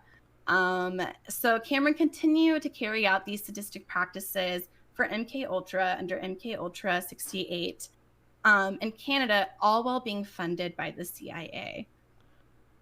I just can't imagine, like being able, like I've said, I've like experimented a little bit, and being able to do it, on my own free will is so much different than being forced to do it in an environment like that. Because doing drugs like that, it's like I don't even know how to explain it. It's just certain things will just really be triggersome and scary, like you might run into something that's just like, oh, this is dark, this is triggersome, this is scary, and you just get away from it and it's fine, you move on. But like being trapped in that sort of environment, like just had to have made the experience honestly like truly scarring. Yeah, exactly. What's interesting as well, while I was reading up on all of this, I found that Canada is actually once again running these test trials with LSD and acid. And I was just like, ooh, like I was kind of like, after I read this, but I'm sure it's nothing barbaric like those times. But hopefully. We'll find out in 50 years. But, yeah, right. So a lot of these experiments were carried out across the world. And there were all of these like secret detention camps that were operated under shell companies so the U.S. could avoid any criminal charges. These camps were set up in Germany, the Philippines, East Asia, but mostly Japan. Many of them suffered various types of torture. They were interrogated, fed LSD and other drugs, electroshocked, subjected to like crazy temperature highs and lows, as well as the sensory deprivation. Under Project MK Ultra, many experiments were carried out. These experiments included the use of high doses of psychoactive drugs, especially LSD. Other drugs that were commonly used were heroin, morphine, mescaline, psilocybin, and amphetamines. And in addition to the drugs, the patient would also be subjected to electroshocks, hypnosis, sensory deprivation, isolation, verbal and sexual abuse, and any other type of torture, whatever they could think of. It's hard to say how many people were really affected by MK Ultra. In total, there were 140 human experiments carried out and 90 different institutions were involved. LSD had made its way across the United States and at every college campus. And I think it's really interesting just to kind of go back there, and we're thinking about just how our tax dollars were spent to literally torture people. Right. It's insane. And all of these hopeful, college hopefuls or whatever, wanting to get involved in these studies that they really thought were going to better society. Humanity. Yes. They didn't even know that they were subjects of the CIA most of the time. Right. Could you imagine doing something like that and not realizing? Doing acid, yeah. of all things. I would feel so lied to. I mean, and as somebody who experiments yourself, would you say that acid is a good truth serum? I wouldn't say necessarily that, in that context. I don't think it makes you it's not like you're just going to tell all of your truths to some random person during an interrogation. It doesn't work like that. I think that in some ways, maybe it can make you see yourself as you truly are, but it's not like you're just going to tell all of your secrets, to other people. I think it could maybe make you somewhat weak into, but whenever I think of what I would be on something like that, if somebody is asking me the important questions, I would just kind of be somebody was well, look at this me tree. Like that. Yeah. I probably wouldn't be able to fucking talk. I'd be you know how you'll get oh yeah, true. Weird, sometimes you can't talk when you're tripping hard. I think I probably wouldn't be able to talk. True. Oh, awful. It's just, I say, get me a bed and make it look as Instagram worthy as possible. These people didn't sound like they had an Instagram filter. They sounded like they had a torture filter on. And I don't know, I think that when I think about it as a truth serum, I'm not necessarily. I guess it opens my mind up to things that are true, and opens my mind up to things that have happened in the past, I guess. Yeah. And I'm okay, hard realities. It makes you see the truth. But it's no, I'm if anything, it just makes me what Casey said, oh, look at that tree, or just look at the lines, look at the right. I just don't think I could know what's real versus what's not real. Also, at the state that I if I had done a lot, which I just have a feeling, especially the unwilling participants, it even says a lot of them were given LSD every day, and I'm sure they were given it in large amounts. And if you take a large amount of LSD, it's yeah, you're not going to be able to talk. I don't know what necessarily they were trying to get out of them or what they thought they would get out of just making somebody so immobile, incapacitated, right? It's hard to say, but nearly half of the institutions involved in these experiments were colleges. But there were also many prisons and mental health hospitals involved too, which we'll also talk about. But schools like Brown, Georgetown, and Harvard were all involved with multiple different trial experiments and studies related to MKUltra. One of the Harvard students who were part of the psychological experiments was a 16-year-old Ted Kaczynski. Kaczynski was part of a humiliation experiment his sophomore year for over 200 days under his professor, Henry Murray, in which he endured various kinds of torture in the name of science. Kaczynski went on to be known as the Unabomber. In total, he mailed or delivered 16 package bombs to scientists and academics and several others over 17 years, in which he killed 3 people. I think that he truly, after that experience, had a hate for academics and scientists. He probably saw them all as evil to a certain degree. And Like- what we know about Ted Kaczynski is he really truly was a genius. You know, he was this 16-year-old kid. He probably already felt very out of place at Harvard, and then this happens. You know, those are very, very formative years of your youth, and they really I mean, you can harbor a lot of hate and animosity towards people during those years too, especially 16. That's a tender fucking age. To spend like 200 days of being 16 on LSD.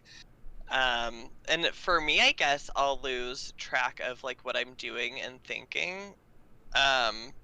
Like, you know, I had someone describe it as like you're doing 10% of like 100% task. But you'll start like 10 tasks at 10% a task, basically. So it's like, could you imagine 200 days of that? It would be horrible.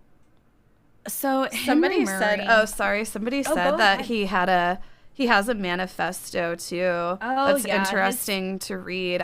His haven't read it. manifesto's pretty long.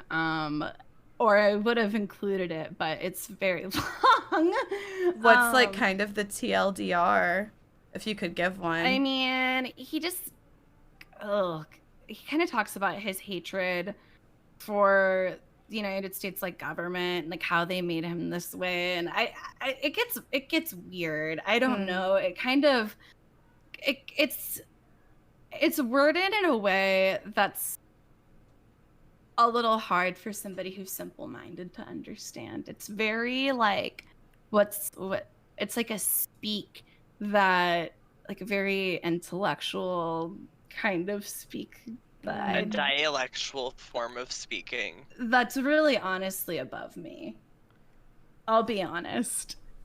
But so Henry Murray, the guy who brought like Kaczynski into all of this, he was pretty known in the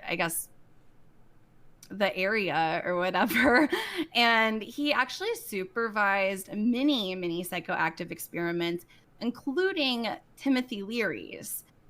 Leary said Murray was the wizard of personality assessment. And Casey, I know you like Timothy Leary, so why don't you tell chat a little bit about him? Timothy Leary was basically just a psychologist who studied different psychoactive drugs, and he also did a lot of experimentation with them as well. He used mescaline, peyote, DMT, psilocybin, LSD, all of those things, and he felt that it could be used to treat depression. And his main goal, I guess, in doing LSD was kind of to recover the lost feelings of mystical experience that he had when he was younger. He also even synthesized the chemical psilocybin. Yeah. So Leary also said the CIA was responsible for counterculture. And in many ways, I think that's super true. Ken Kesey, the writer of One Flew Over the Cuckoo's Nest, was also part of a test study at Stanford University. Ken didn't know until years later that he was part of a government study, but he later said that the homemade LSD never was anywhere as good as the government stuff. I bet. And, I mean, right. Kesey also attributed the counterculture to, CIA experimentations as well. Side note, he would also talk about how he would actually steal LSD from the universities to give out to his friends, and that's the basis of One Flew Over the Cuckoo's Nest. That's kind of the basis of his book was, his real experiences. Well, right. And then something else, Robert Hunter, a member of the Grateful Dead, was another person involved in the experiment. Casey, will you read off what he said about his experiments? Okay. I couldn't figure out why they were paying me to take these psychedelics. What they wanted to do was to check if I was more hypnotizable when I was on them. It was hard to pay attention to what the hell they were talking about, much less be hypnotized. It was the first time I had any of this stuff, and the drugs themselves were rather spectacular. Nobody had had my experiences, and it was at least 2 years before those drugs started getting out on the streets. It was like a secret club of one. I'm sorry. I just think what he had to say was so funny compared to like other quotes I could find that people wrote. I think it is really interesting how the CIA actually is what brought LSD to America, and how, you know, LSD kind of started, you know, the flower child movement and like hippies and the counterculture. Well, and the counterculture destroyed the nuclear family, is what, you know, a lot of people say, is it destroyed the nuclear family. It's true. It's true. One of the many things. Well, I mean, I think the CIA definitely did bring counterculture to the American family. I don't think it was their intention. But it's funny how that happens. It's also funny whenever you think back to this time and look at how they scheduled different drugs, which isn't something we really talk about. But I think it plays a lot into, you know, why marijuana was scheduled like to be worse than like acid and mushrooms for so long, because the CIA experimented with both of those, but they found that marijuana wasn't helpful to them. But it's like it's a scam. Right. But one of the prisons that was involved in the MK Ultra experiments was the Atlanta prison. The experiment was to see if LSD could make a person schizophrenic, but participants were told that they were actually helping find the cure for schizophrenia. Anyone who signed up to be part of the experiment was promised to receive time off of their sentence. Participants were given LSD every day for a year, and they were fed very, very little food. Sean, I know you're kind of like a Whitey Bulger.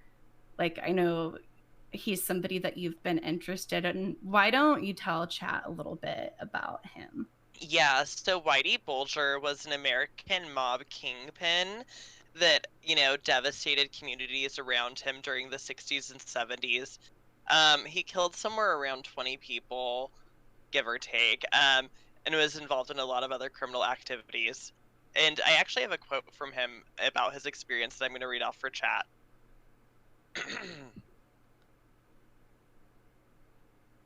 In 1957, while a prisoner at the Atlanta Penitentiary, I was recruited by Dr. Carol Pfeiffer. Is that Pfeiffer? Carl Pfeiffer. Dr. Carol Pfeiffer of Emory University to join a medical project that was researching the cure for schizophrenia. For our participation, we would receive 3 days of good time for each month on the project. Each week, we would be locked in a secure room in the basement of the prison hospital, in an area where the mental patients were housed. We went in at 9 a.m. Tuesday to 9 a.m. Wednesday. We were injected with a massive dose of LSD 25. In minutes, the drug would take over, and about 8 or 9 men, Dr. Pfeiffer, and several men in suits who were not doctors would give us tests to see how we reacted. 8 convicts in a panic and paranoid state, total loss of appetite, hallucinating, the room would change shape, hours of paranoia, and feeling violent. We experienced horrible periods of living nightmares, and even blood coming out of the walls. Guys turning into skeletons in front of me. I saw the camera change in the head of the dog. I felt like I was going insane. I will say, his description of tripping LSD, he's definitely experiencing ego death, which is something that you'll only experience if you take like you'll experience it to the extent that he is if you're taking a large dose of LSD, which of course he was, but to be able to have objects actually morph into something else, that is like, you know, like I said, having experienced LSD before, that's not something that normally happens. Like, you'll see, like, you know, taking a normal dose of LSD, you'll see like patterns and stuff change. Yeah. That good stuff, that good LSD 25. Yeah. That was the good. But I mean, the Carl Pfeiffer was like by far one of like the most sadistic motherfuckers involved in this. Like, what he did at the Atlanta penitentiary was really disturbing. And what's really interesting is like Whitey Bulger, like he went on after this because this was in 1957 whenever he served time. So he went on to kind of like cause mayhem throughout the 60s and 70s. And he tried multiple times to have Carl Pfeiffer killed. Like, he said by far it was the worst thing he had ever seen anyone be put through, which you have to think he's like this fucking mobster. Like I don't killer. know. There's a part of me, I'm not saying that I don't feel sorry for him, but at the same time it is like, well, he killed 20 people, you know, like, or more. Like, he was a killer. No wonder he had such more. Right? Like, I can imagine like just having a mindset like that and doing a drug like LSD, like, you're in for a bad trip. I mean, despite the fact that you're locked away in prison with other inmates, like, you know, like, whenever I do a trip, I'm like, you know, it's all about being in a nice, comfortable setting and bright spaces outside. I cannot imagine being in a dark, you know, prison cell with like 8 other convicts. Right. Ugh. Like, and who knows like what they were doing. And but I think, go ahead. Oh, I was just gonna say, you know, like, you hear the experiences from like some of the college students who, you know, took it in probably not settings necessarily like the prisoners did. And you know, a lot of them came out of it you know, having good experiences and enjoying the drug, but then these other people who had to experience it in a much worse way, you know, just had awful scarring experiences, and I'm sure they would never want to do the drug again, obviously. You know, just being, I guess, an advocate for some psychedelic drugs, like, whenever you're in the right headspace, under the right sort of guidance, it's just sad that some people had to experience it like that. That's, you know, especially like the best LSD that was ever synthesized. Like, I mean, it's kind of crazy, but something else, like, I mean, it wasn't just these like prisons and like colleges. There was also the mental like hospitals too that they targeted, which was horrible. I mean, like we talked about earlier, like, women would go to be treated for things like postpartum depression, and they would come out not being able to talk afterwards and would have their lives completely ripped from them. I mean, it's crazy what happened during some of this.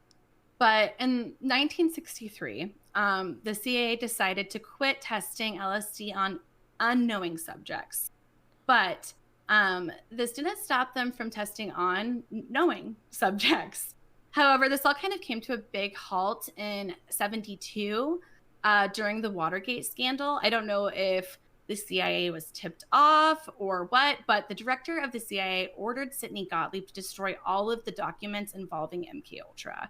So that kind of takes us back to will say, I know there was like this big moment where like all of the MKUltra documents were destroyed, and they did destroy a lot of them. Like, there is a lot of the experimentation that is not known about, but there have since been some documents recovered, like having to do with like purchases and stuff like that. That's like some of the information that they were able to restore from the documents that were destroyed. But anyway. Yeah, it ended up, so not all of the documents were destroyed. Like, Gottlieb ordered like some other guy to do it for him who was under him. But there was all of these other safe houses and places, you know, that also had like these documents. Project. Right. And interestingly enough, one of Gottlieb's colleagues was actually like mailing to have like these documents destroyed, and it was like mailed to the wrong address. So like American citizens got these documents, and they were some of the people who they helped break the story. Oh, wow. Can you imagine getting like this mail being like, what the fuck is right? I'd just be like, what does the government want from me now? I already gave them my taxes. For such like an evil scientist, like Sidney Gottlieb was just on so much acid. Like, he is just a dumbass. I don't know. Well, you gotta burn your own mail. Right. But this kind of takes us back to where we started. So Eric is finally getting some of the answers he has been waiting over 20 years for. What he read confirmed that his father did not commit suicide. Frank Olson was murdered. That same day, Eric calls Seymour Hearst, the journalist who originally broke the story to the New York Times, and says, "This isn't the full story. Frank Olson was my father, and the CIA lied to our family for over 20 years about his death." The next day, Hearst broke yet another devastating story to the New York Times, and the American people were fucking pissed. After this, desperate for more answers, Eric flies out to New York, and he actually checks in to the Hotel Stadler, and he requests the same room his father died in 20 years prior. Alongside were a couple of other people who suffered an enormous loss similar to Eric's. They both had parents who were involved with the experiments, and they had died under unusual circumstances. And get this, they actually performed a seance to try and make contact with Frank. I'm not sure how successful they were, but Eric said he didn't sleep that night. I don't know what happened with the seance, but that definitely hit with me, because I was like, that's 100% something we would do. Oh, we love to have our seances and our Ouija boards. Right. So, I mean, that kind of caught my eye. Another big account I know of Eric, like, going back to the hotel room where his father had died, fallen out the window, or jumped out the window, supposedly, was that the room wasn't big enough for somebody to be able to get a running start that quickly and bust through a window, that thick. Like, and he said that even how tall the window was up off the floor, it didn't make sense for somebody to be able to do that. No, it made no sense. So whenever he went to this hotel, it just kind of confirmed everything he knew. But Eric was not the only person who wanted more answers. It was right off the heels of Watergate, and the American people were really fucking tired of being lied to. So in 1975, Ford set up this official investigation into the mishandlings of the CIA, including domestic activities and human experiments, as response to the New York Times article. But shortly after, a much larger investigation was started after yet another New York Times article broke.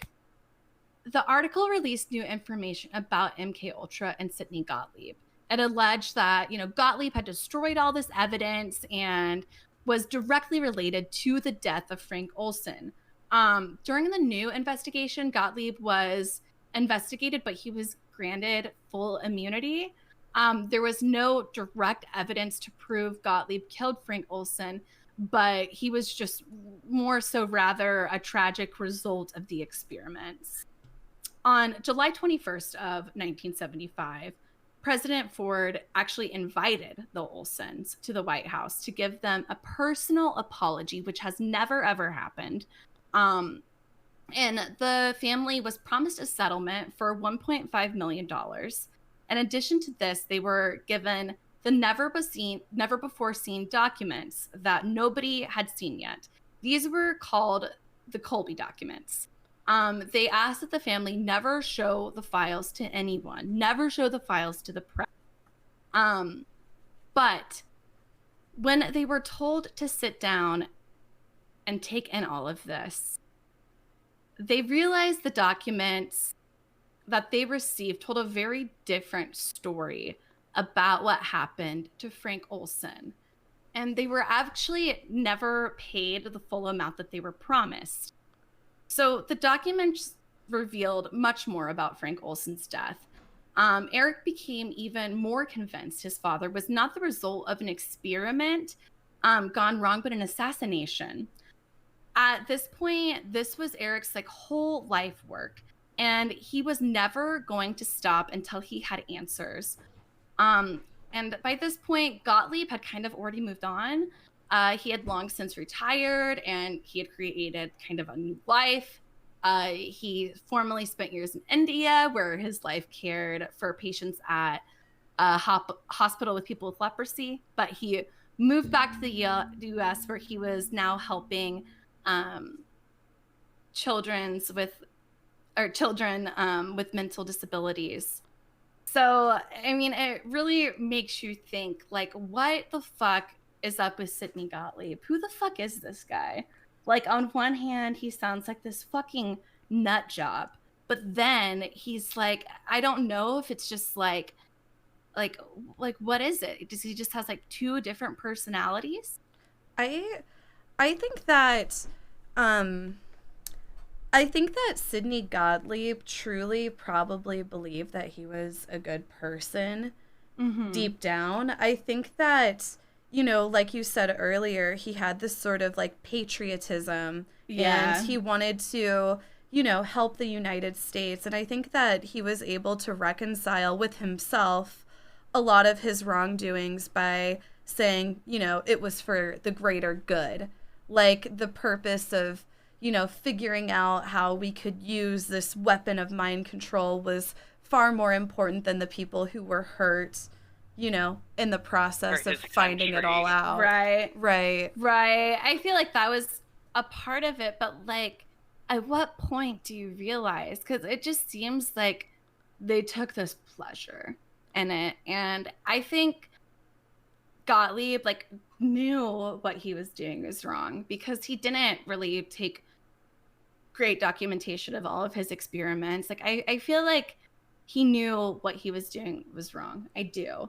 And something else I find interesting about him is that he was raised, both of his parents were therapists too. Well, and somebody else brought up a good point in the chat. People feared communism that much. I know. That's how much people were afraid of communism at the time, I know. You know, and all the fear tactics. It's just funny. Like the only way an American citizen would ever become a communist was if they were mind controlled by somebody else. Like that was what the US was selling, which it's like, wow, the fear tactics have never really stopped, have they? But it themselves. Right. But in 1984, Eric finally travels to go confront Sidney Gottlieb face to face. Eric described the experience as uncomfortable. Gottlieb told him that he had dreamed about Eric nights before and said that Eric shot him in his dream. Eric was just like super put off by this, but he was still like wanting answers, so he kind of pressed him more. And at the end of this meeting, Gottlieb told him that he should join a group for family members who had lost someone to suicide, which just really, he was like, huh? You know, like it was just really weird because it was like so known that his father didn't commit suicide.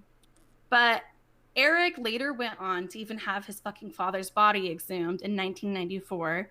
The body had been embalmed. So the medical examiner still had quite a bit to work with. And what he found was super inconsistent with the original cause of death and the medical report. And what's also interesting is this was the first time that Eric had got to see his father. Like they didn't get to have an open casket. So this was kind of, I don't know, a lot of people say it's important to them to have that last moment with somebody that they love.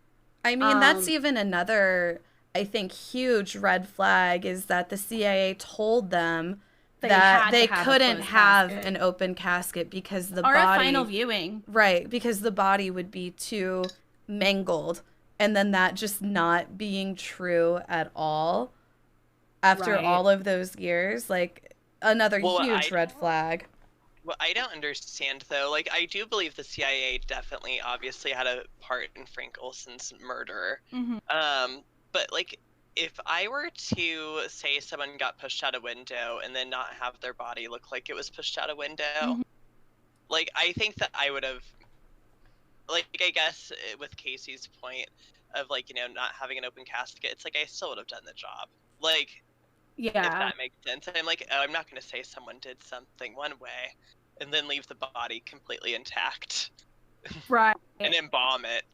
Right. I mean, it's weird that they had the body embalmed, but I guess that was like one of the family's choices because they were like, maybe one day we could figure out more. But I mean, like at that time, they definitely weren't where we're at now or where we were even at in 94 with this type of thing. So, I mean, and also what's, I didn't really mention this, but during this like kind of gap that we see, because you see that like Eric doesn't do anything for a while. After his family kind of gets the settlement from the government, his sister and his brother-in-law got this like private jet, and they were gonna go start this like new company, like in somewhere, and they actually died. So for this like 10-year period, like Eric was like kind of mourning, and he lost his like mother too. So like at this point in like 94, like Eric fucking has like nothing else. So he decides to have the, you know, body exam, and the medical examiner finds that Frank never jumped out of that window. He had no scrapes or cuts or anything that would even be consistent with somebody running through glass. He suffered a blow to his head right before, and right before the time of death. Did you hear? Did you hear about how the blow to his head? There had also been some CIA documents that had been discovered where they talk like in detail about a way that you can kill a man by hitting him at a certain point in the head that was consistent between the eyes. Yes, that was consistent with exactly where Frank Olson's blow to the head had been before his death. Which, interestingly enough, was related to Project Artichoke, which Frank was part of. Oh. So that it's like it's hard to like go back and forth because so much of Frank Olson is related to Project Artichoke, I think. But we see him more in this because I really feel like this whole Frank Olson story is a cover-up. But at this point, Eric is just like outraged, like he's in mourning, like his whole family and like life has just kind of been stolen from him. So he fucking calls up his old buddy Seymour Hurst, and he tells him that he had been lied to. He told Hurst the story he published was a cover story for the murder of his father, and it was never a suicide. Hurst was kind of pissed off, I guess, by this and was just like, you don't know what the fuck you're talking about. But then he kind of does some digging himself, and he confirms that Frank Olson was murdered. But he told Eric he could not tell him who without revealing his source. I wonder who the source was. I feel like it had to have been one of the 10 men that also went to that initial retreat. I think it was Robert Lashbrook. Or the guy that was in the hotel room when it happened, because he was alive at this time period. And I know he was somebody that had full immunity, and I know he was somebody that Hearst investigated. So, I mean, like, it had been that long, though. Oh, it took another that thing, long, 40 years. Another thing, it was also largely speculated that Sidney Gottlieb was in New York at the time of Frank's death, too, because he didn't really have an alibi. And there was even, like, some documentation, like, tying him into being in New York City at the time of Frank's death. Of Frank's death, but I'm not completely positive. It was later revealed in I think it was actually in the Wormwood documentary that it was, or maybe it was the article I read on The Guardian. But it was revealed that he was in New York at that time too. So everything about this just like reeks of like something happened. And you know, what's horrible is Eric really never got that closure. He was this close. And I feel like Eric might even know who killed his father. I feel Eric probably does know. But I think he'll just never quit talking about it because he's made this his entire life now. Like, Eric was a Harvard graduate student turned, like, crime sleuth. You know? Like, like, this wasn't going to be Eric's life, but I think Eric was the perfect person to do this. I don't know that anybody else could have handled all of these graphic details in the way that he did so well. But I mean, that's kind of almost the end for the Olsens. We do talk about them again, but in 1980s, 9 of Cameron Ewan's victims filed a case against the United States government. This is where they held the Canadian experiments. And each of them were rewarded $750,000. But Cameron had already died at this point. He died like way back in 1967. And he never faced any charges. And he was like really known to just be this very successful, like, therapist and psychologist, like very highly regarded of that time. But he was truly a monster. So no one served any time for any of the MK Ultra experimentation? No. Like, not a single person. Everyone that was involved was granted full immunity. Everyone. So it's like they all were doing things wrong, and were all given a free pass. Yeah. I guess that's like what the government is. But Errol Morris did do a documentary about this in like 2017 too, called Wormwood. And you guys should watch it. He actually does it with Eric Olsen. And he kind of describes like MK Ultra as catnip for conspiracy theorists, which I think is 100% true. And that's why I think stories like this are so important to cover in this era of misinformation. There are still so many unanswered questions to this day, which has made a lot of conspiracy theorists think that these experiments are still carried out to this day. What do you guys think? Are these sorts of experiments still being carried out to this day? Yeah, I think that there's definitely like I don't know. It's just hard to believe that it's ended. Maybe I would think that the experimentation probably isn't done so much on US citizens, but probably other sorts of like prisoners of war type thing, or like in other countries. Guantanamo Bay too. Yep. Thank you all so much for joining this week of the Recreational Podcast. We're now going to move on to the portion of the show where we kind of start answering viewer questions. So if you guys have any questions for us, now is the time. We hope you enjoyed, and make sure to tune in next week.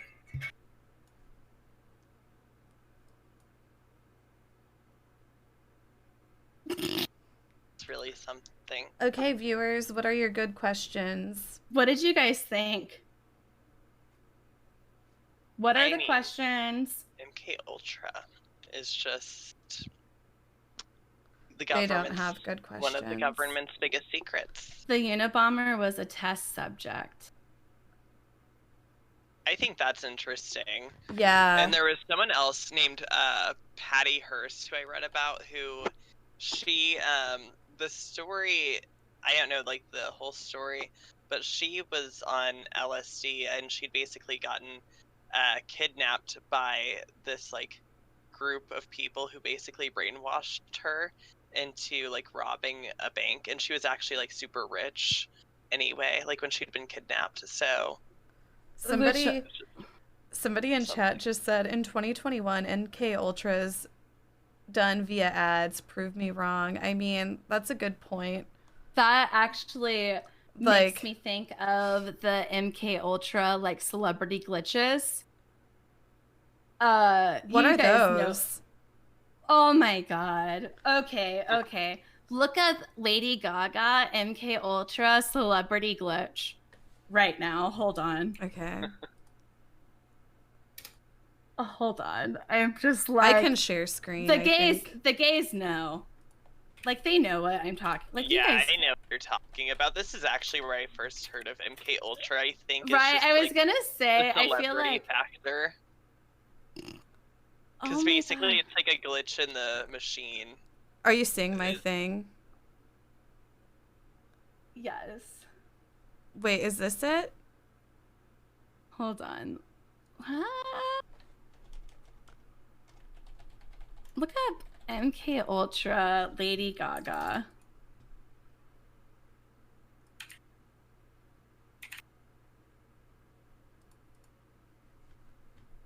MK Ultra Lady Okay, Gaga. okay. Lady Gaga slowly leaving her hotel in London. This one? Yes, Okay. I believe that's the one. She just is like, this is like the kind of thing that conspiracists or like conspiracy theorists are like, it's like literally nothing, but I just can't help but laugh. Oh my god. Oh my god. Gaga, you look so good. Oh my god. Oh Jesus Christ. Oh my god. Oh Jesus Christ. Oh my god. Do what you want. Oh my god.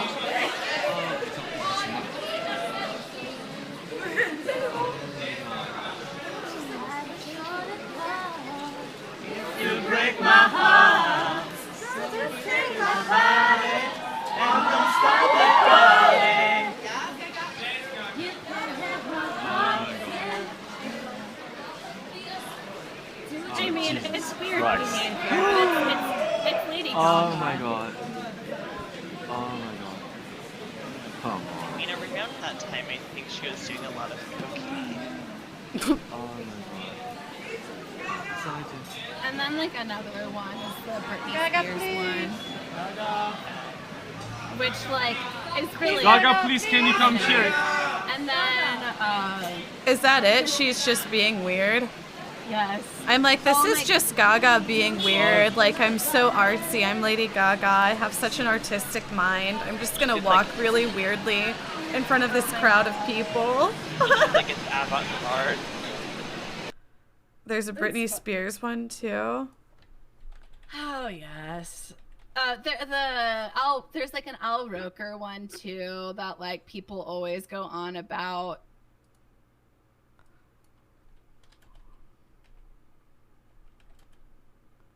Frozen. It's like, well, because literally it's like a glitch in the machine. I'm Savannah Guthrie alongside Matt And Lauer it's and Al like- Roker. Will someone do the They junior high high It's like this. They're not even You gotta make it real awkward. That's exactly how You he have did to it. have a certain amount of distance between Yes, the bodies exactly. in junior high. Yes, like they say in Catholic school, leave room for the Holy Ghost. Anyway, there is a lot of memories today, actually. It's a big day in music history. 35 years ago today, Elvis Presley passed away, the king of rock and roll. And as Mark Cohn says in his great song, Walking in Memphis, there's a pretty little thing waiting for the king down in the So they're like, it's like he's just holding. Like this is why nobody believes in this. Like people are just like MK Ultra. Like anytime like a person's like awkward. I don't know. I think it's ridiculous, but I do think it's kind of like funny to a degree. The Britney Spears one is just, I'm just not going to give in to any conspiracies. Another conspiracy around MK Ultra is like, Bruce John Benet Ramsey. Sean Benet. I'm like, that would be another good topic to cover. Yeah. I mean, if you've got a minute. I feel like this was great, though. How do you guys feel? I mean, I think it was a good topic. I mean, to hear that the government spent $10 million, in the 60s on LSD, when really in terms of 2021, it's nearly $90 million.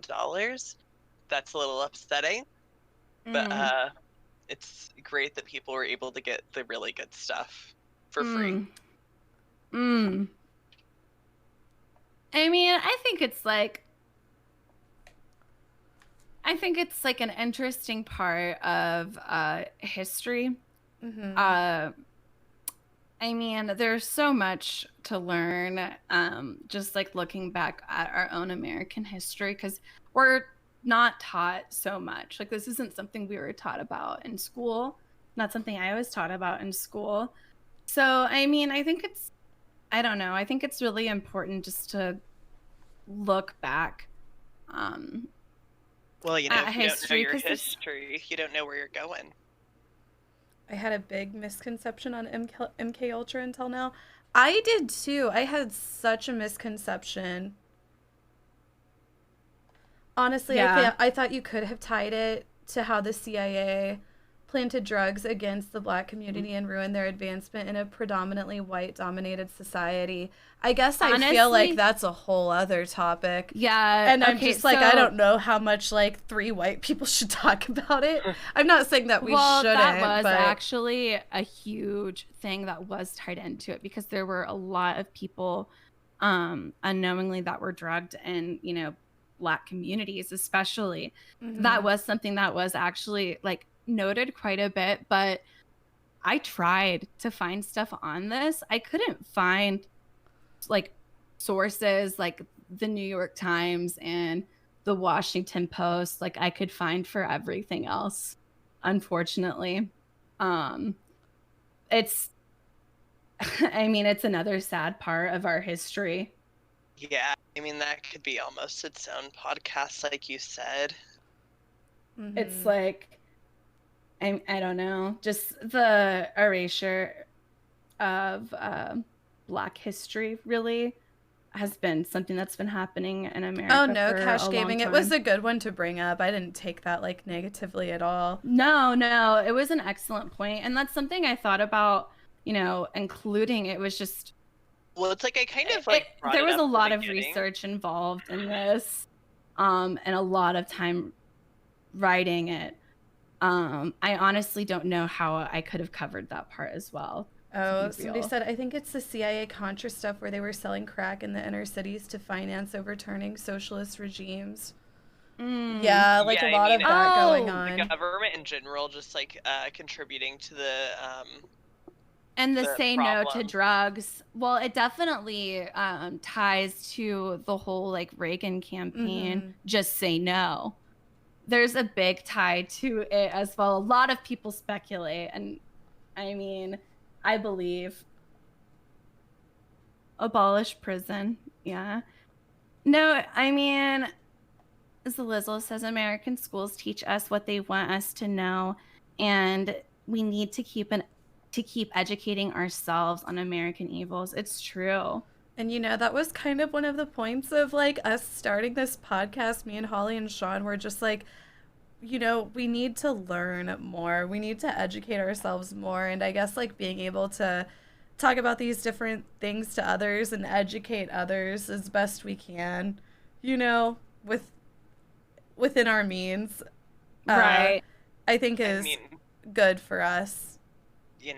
We don't have a college degree amongst us, so it's really just about learning these things and discussing it weekly, so we can have a topic that we can talk to people who did go to college. About. Right. Yeah, we are like we've talked a lot about how like once we get more comfortable with our own flow of the podcast, because you guys have all seen like how all of our different episodes have gone with being like a little bit different. But once we get more comfortable with our flow with each other, we're gonna like start inviting on like different guests and stuff like that. George the Onion said, "Are you guys going to talk more about CIA stuff like the Operation Condor and other podcasts dedicated CIA expose episodes periodically would be fun?" I'm like, George, we've talked about doing a Beanie Babies episode soon, so stay tuned for that. That's the one you're most excited for? Oh, is that one of the ones Beanie Babies. Do you want to do Do you want to do Beanie Babies, Casey? Oh, you can do Beanie Babies if you want to do Beanie Babies. I mean, maybe I will. I don't know. Do you know What are another you one that I thinking would you like wanna to do? talk about soon that I think we all could like talk about is Michael Jackson. Oh, true. You know, we all grew up during that time where like it was just like there was a Michael Jackson interview playing on the TV somewhere. There was a Michael it was Jackson just interview on always TV. A I music saw video, so many. An interview. Yeah. You know, something with Michael, a baby over a blink, you know, over a balcony. We were always hearing about Michael. And, you know, next week on recreational use, next week. Innocence of Michael. I'm kidding. That's going to be another story. Get Solo on podcast when? Solo, maybe you'd be a good person to have join us sometime for a true crime one or something. Solo always just knows so much about true crime, and like Holly and I both know a lot about true crime stuff too.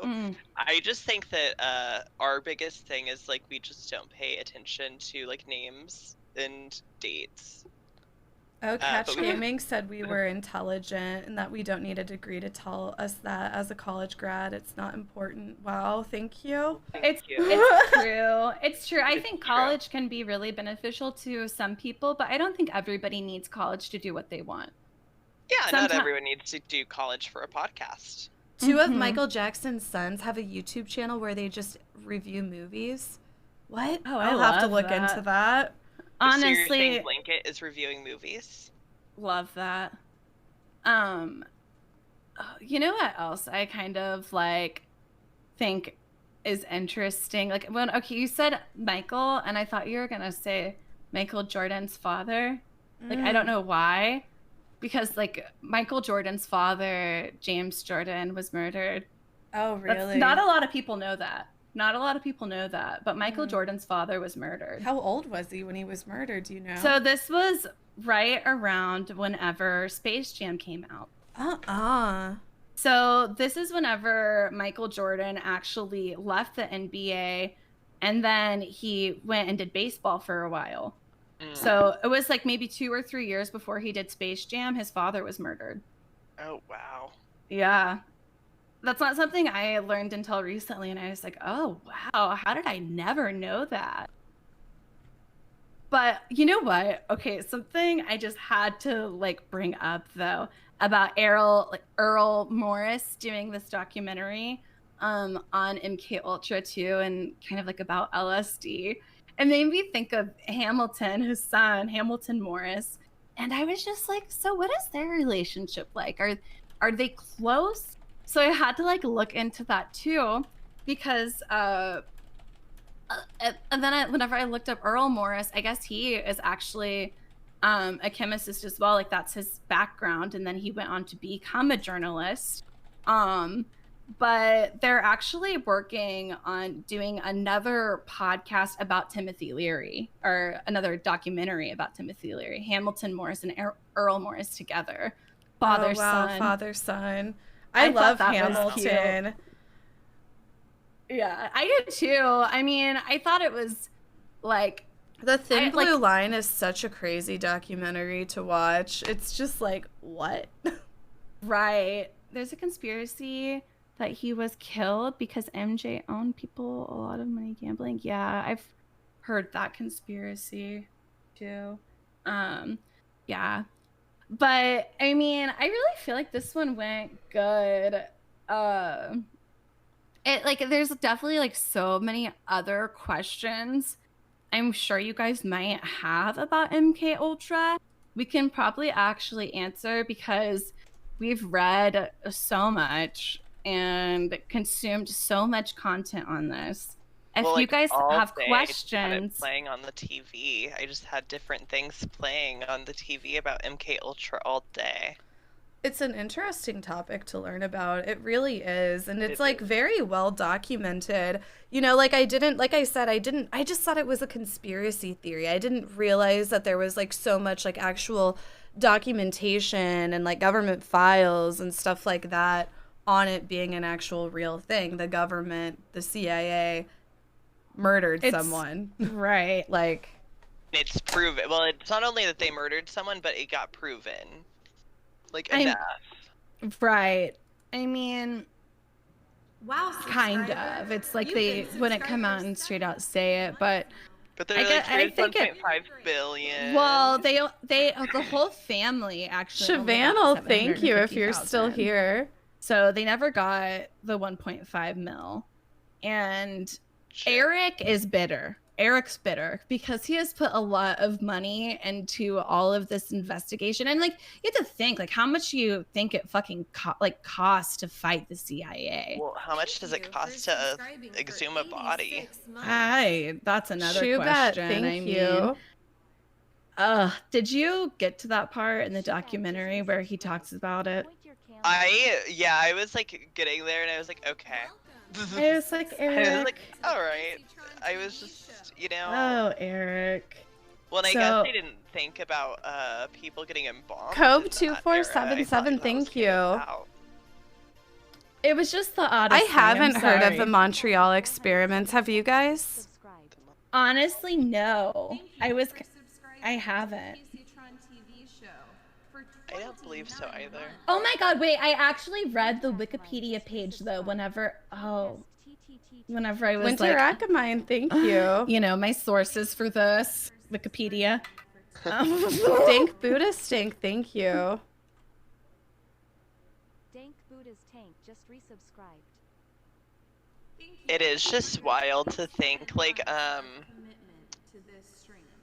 Ted Kaceytron. Thank you. Cameron, yes. Okay, so this is Montreal, Canada. This was Project MK Ultra 68.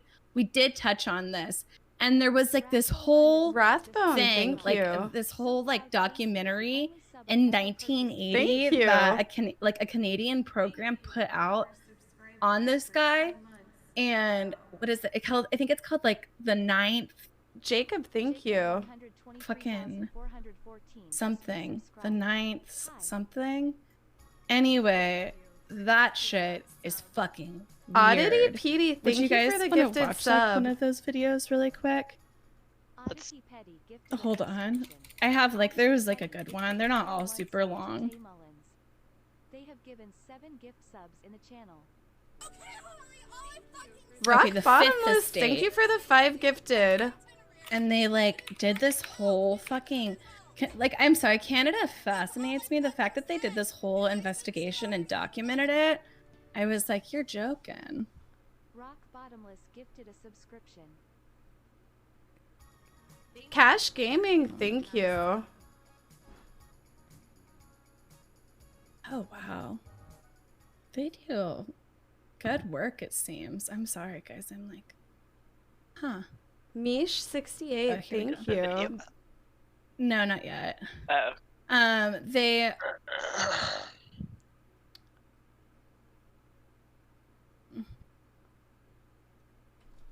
You don't have to watch all of this. Are you? Oh, I'll share the screen. Catch_gaming gifted a subscription. Catch_gaming gifted a tier 1 sub to MVP Navi. The hell?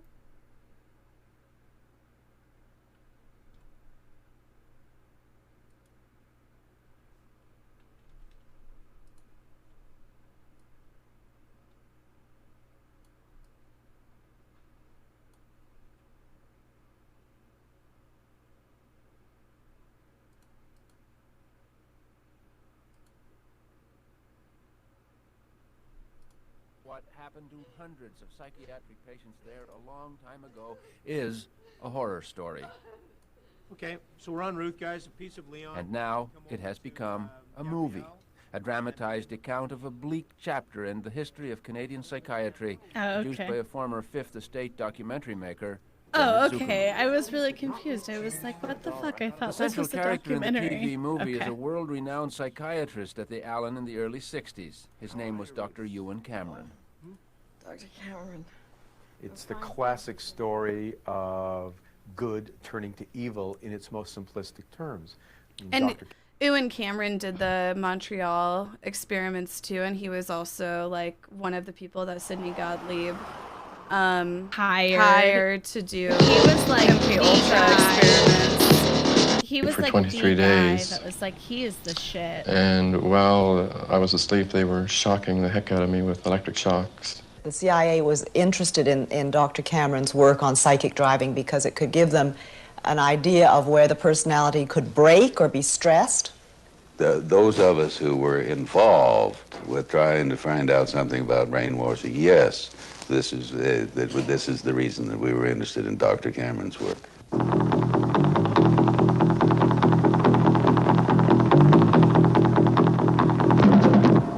The American Central Intelligence Agency has been accused of manipulating citizens of... Okay, hold on. How do I stop? There we go. Okay. I'm like, I ain't trying to accidentally show something. Yeah. I know I sent you guys something else too that I was like, wow. I'm like, honestly, the whole topic, wild. It's just insane. Well, and do you guys think that and it's hard to say because, there's people who do LSD every day and they don't become mobsters or killers. Like in 10 years are Unabombers. Do you think that the effects of, because like they did like large amounts of LSD, do you think that that contributed to their futures, I guess, and in those regards as like a mobster and like killing 20 people and being a Unabomber? Oh, I think it definitely contributed to it at the very least. Because it seems like the people who were like especially privy to it faced like years of kind of years of abuse. Yeah. Repercussions was the word I was looking for. Okay. To their usage. This is the one I meant to. The CIA was not the only government 17 agency likes. interested in the possibilities LSD and other drugs presented for mind control. The Army Chemical Corps first started working with the CIA and then branched off on its own. It too tested drugs on unwitting victims, and a death would result. The case of this man, Harold Blower, a tennis pro, seen here with his daughter Elizabeth, is well known. Elizabeth In is the 1953, girl Blower who's was a private patient at the New York State Psychiatric Institute. at the seance. He was given 5 injections of a mescaline derivative that was being tested secretly for the Army Chemical Corps. With the 5th injection, Harold Blower died. As with the Olson case, a 22-year cover-up followed, until finally the Army admitted the real details of Blower's death. Since the initial news stories of Harold Blower's death, close to 5... Yeah. Honestly, it's definitely a lot. It's a very fascinating subject. It's like we could keep going and going and going. Like, honestly. Did the government ever apologize for MK Ultra? Henry Ford gave a personal apology to the Olsen family. So, and that's like the only like apology, anybody has ever got in the White House from a president, like for something that the United States government has done, which is something Eric Olson said in the Wormwood documentary, which I was like, damn, he's right. That's crazy. Just it goes to show you though how despicable not just the United States, Canada was just as guilty in this scenario, but it shows you how willing they are just to put the American people at risk. Right. Oh, Casey. Are you muted? Oh, I'm not now. Oh, okay. Oh, okay. Oh, man. Anyway, what are you guys gonna do now? Laundry. Oh, I have to exercise because I met my sub goal, but only for 45 minutes. Oh, that's so great, Casey. That's excellent. Just know. imagine you're back on those kayaks, you know, just Ooh, that's Well, true. and I back on the kayak. officially really started my diet today. Like I've been like I calorie counted. I'm under 1,200 calories. I had a salad, you know. See, and I've done 2 salads today, and one of them it was like a weird, like it had bow tie ribbons in the salad. Sounds good. It was so good. It was like a lemon dressing. That sounds good. I took Rosie out on like a long walk today. I took her out to like the lake. It was cool. That's so inspiring. Or is it the river? Whatever. Hope you're ready to do some kayaking. Oh, I would like to. Turns out we're buying kayaks, everyone. We're getting kayaks. No, I was like looking at it too. I was just like, I guess I'll get one. But yeah, I thought it was a really interesting thing. And like, while I had known the term MK Ultra, I didn't know exactly what it much about it. So I'm glad to now know about it.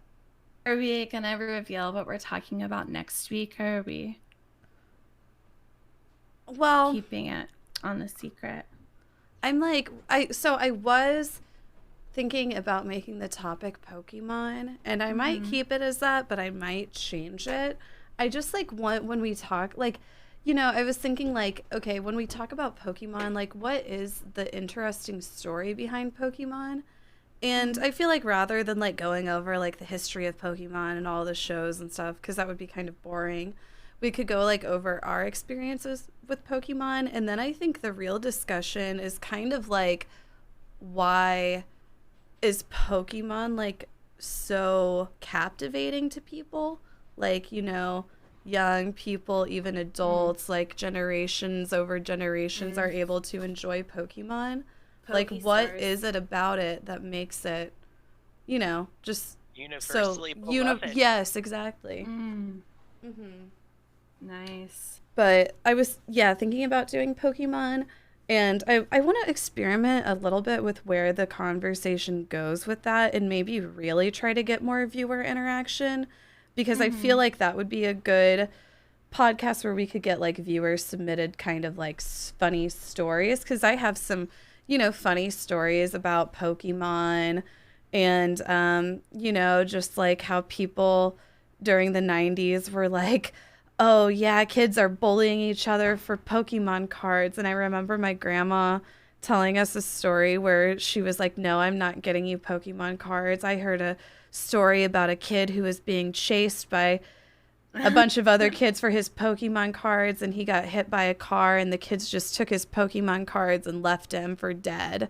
And I'm like, you know, I remember whenever my grandma told me that back then, I was like, oh my God, that's awful. But now I'm like, is that even a true story? Like, is that true? But I feel like there were a lot of stories like that at the time, weren't there? Oh man. Like they were like kind of fear-mongering Pokemon for some reason.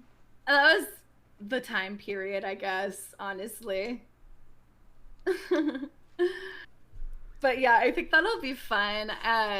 Yeah, so every week, every Wednesday, the three of us are going to be getting together to discuss different topics like this.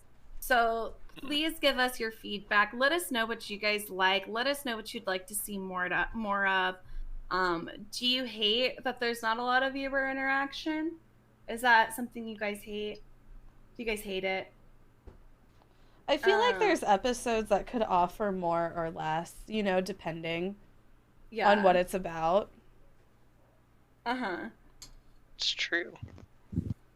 I feel like something that would be good would be to have polls too set up for chat. Yeah, Good we love idea. polls.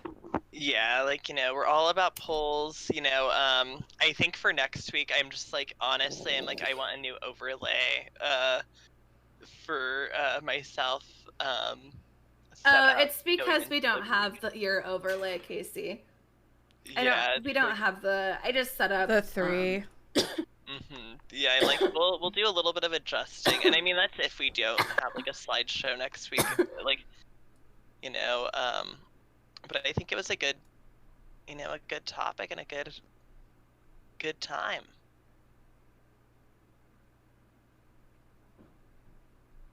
No, I agree. Thanks so much for hanging out, guys, and I'm really glad we got to cover this topic. I hope chat enjoyed it.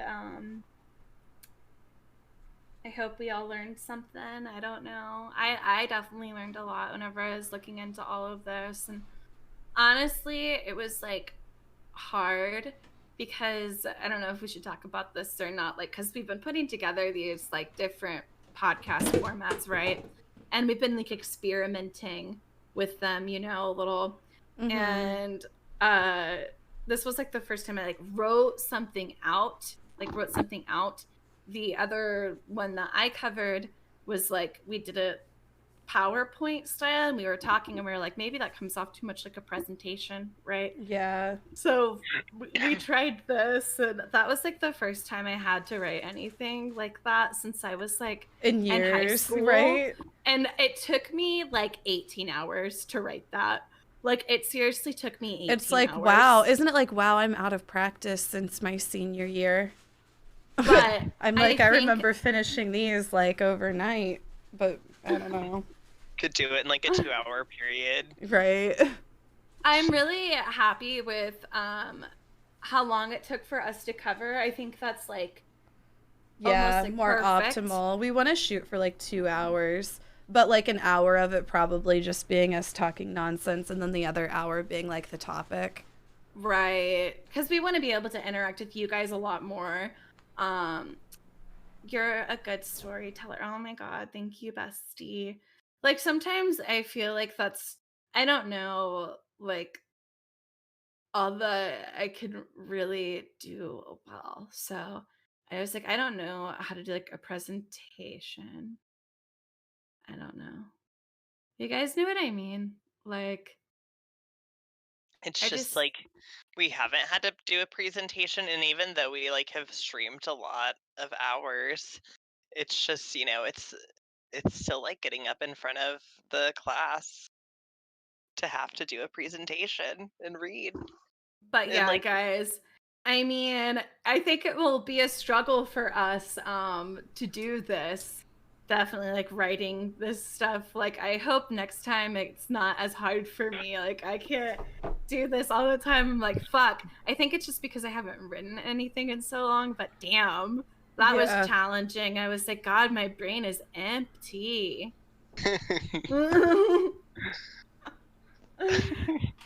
And then I was looking at different things that I was spelling wrong, and I noticed that I spelled adamant wrong, and I spelled it ADOMATE, and I was Holly, that's so embarrassing. And then I was oh my god, but I caught it. I was just how humiliating. I mean, that's what spell check's for. Yeah. But no, I think it was good, guys, but I am gonna get going. Yeah, I gotta start exercising. Oh, yeah. All right, Casey. It works, Skinny Mini. All right, bye, everyone. Bye, guys. Bye. Bye. Bye, wreckers. Oh, bye. Oh, yeah. Oh, wreck potters, wreckers, wreck podsters. We love y'all. Bye, everyone. See you next week. All right, bye, guys.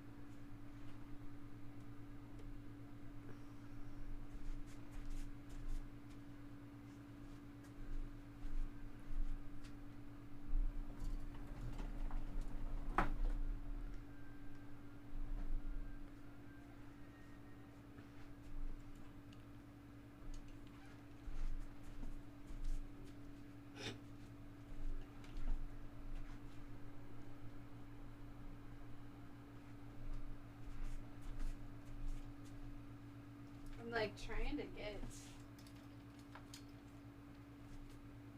Okay.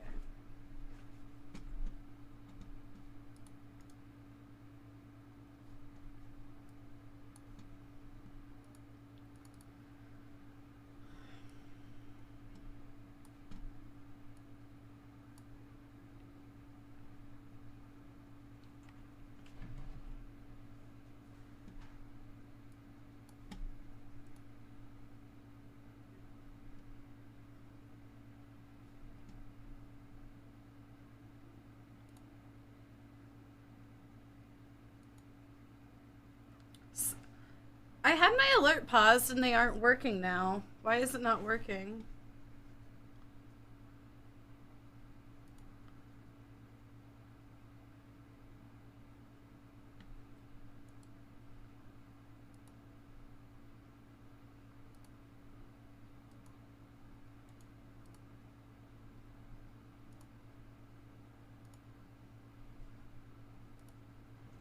There we go. Subscriber, thank you so much for subscribing to this stream for 1 whole year. I really Shirabe, appreciate thank you for that, the and year. so does everybody else here. Thank you again. God bless. Shirabe just resubscribed. A whole year, wow pog.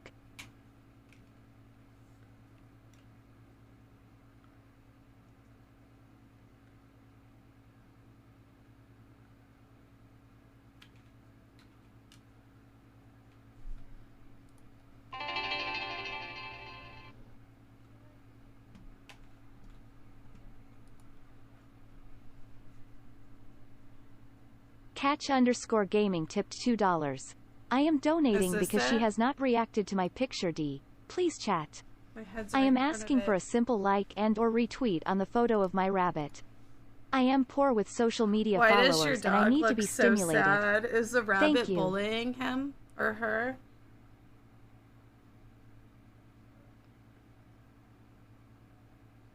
Thank you for the $2 Catch Gaming. I wish I could have a rabbit, but Thank my you dogs for would not gifting leave it that alone. sub. Krispy Kreme, thank you. Move your head. Krispy Kreme 99 gifted a subscription. Krispy Kreme 99 gifted a tier 1 sub to fakey_420. Thank you for gifting that sub. Krispy Kreme, thank you for the gifted sub. No, I'm seriously like, what the fuck Krispy is going Kreme on with my 99 Twitch gifted a subscription. notifications? Krispy 'Cause Kreme my viewer 99 count gifted a is just, tier 1 like, sub to Emma a from the lot internet. lower than what it normally is. And I mean, yeah, I was getting like more viewers for a while because of the dream drama, but Thank it's you not for like I gifting had that a bunch sub. of viewers like quit watching my stream because of that. Because I would usually easily have Krispy like Kreme 800, 99 gifted a and subscription. then usually like Krispy peak Kreme around 99 more like gifted a tier 1,000 1 to sub to 1,200. fingercuff_docker. How do your dogs do with the hedgehogs though? They're obsessed with them. They're like sniffing their cage all the time. And if I bring them out, I honestly will put the dogs in a different room. Yeah, I notified the Discord. I notified the Discord because I noticed like a lot of notifications haven't been going out. Anyway. Oh, I need to get that thing.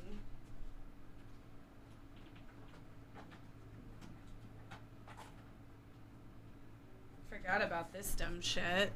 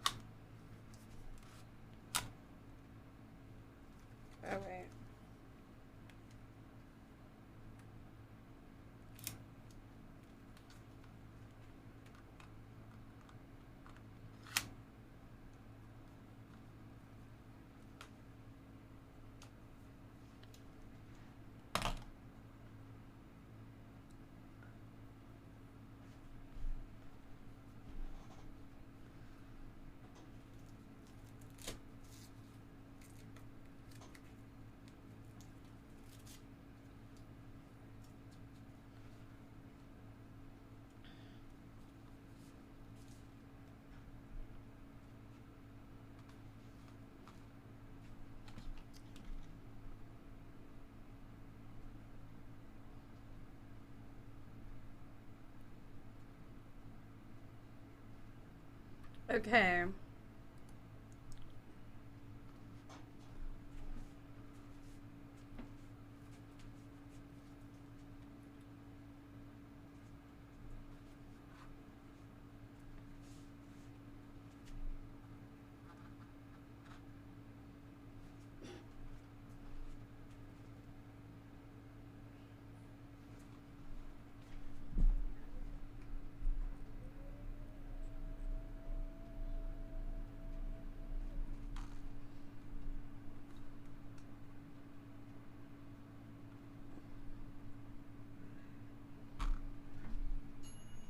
Oh, my camera.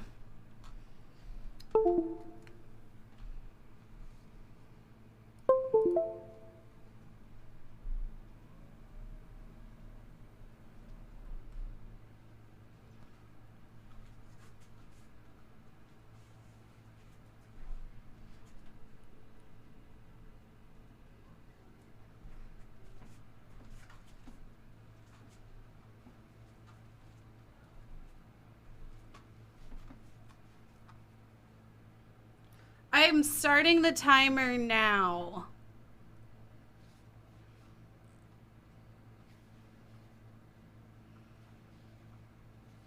What's multitask mode?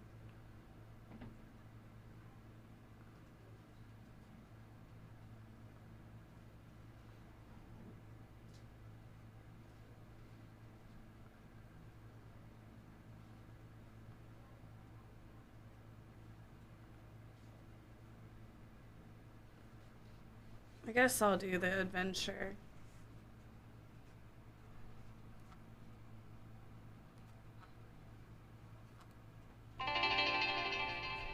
Mouse Pals, thank you for the 500 bits.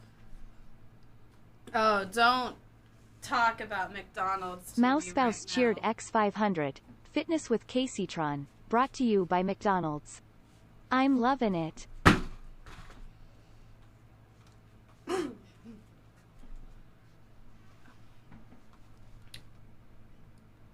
Not my proudest fap.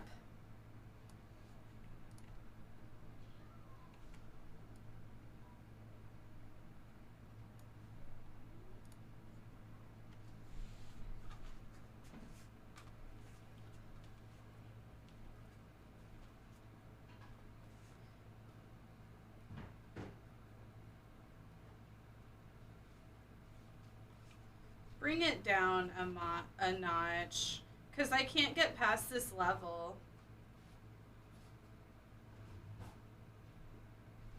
Ah! I accidentally kept it like this. Thank you for subscribing for 18 months in a row. Alkine just resubscribed. Queen of working out. Do we stretch? Nicole destroyed this game. She was using a bot. That wasn't real.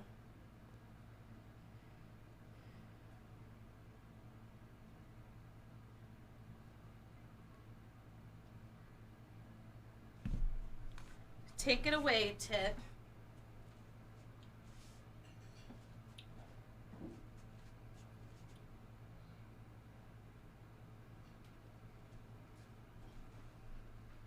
Hold on, let me move my camera over.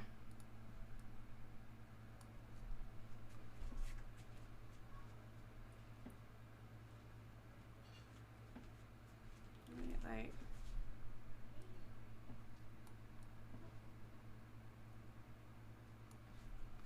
got it, okay.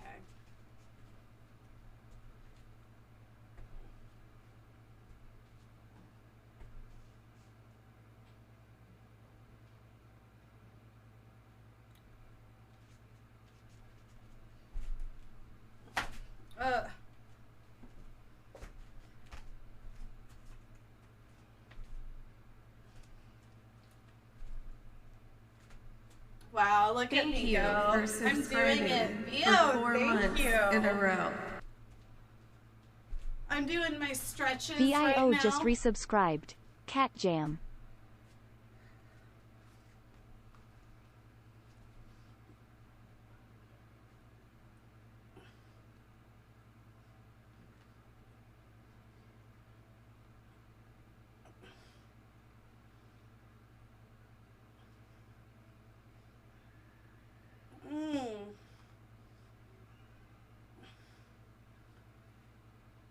I had to do this for 45 minutes.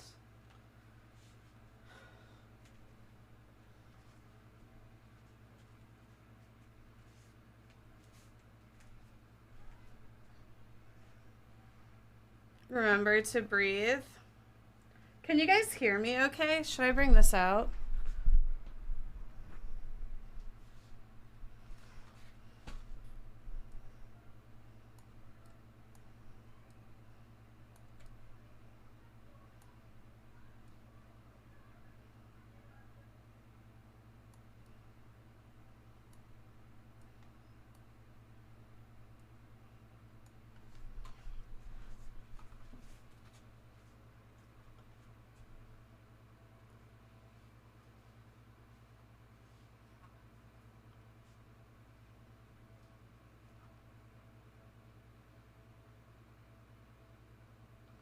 What is this?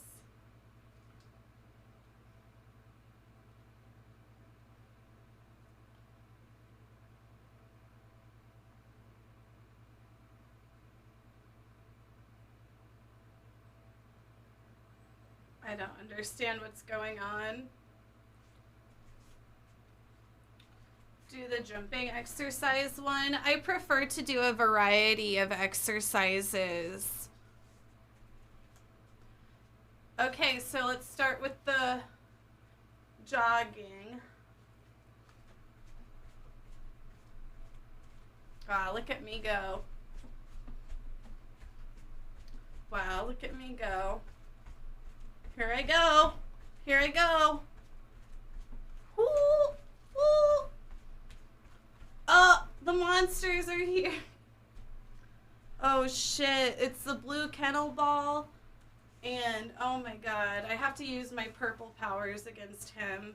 I'm gonna do some knee lifts. Okay, I'm ready.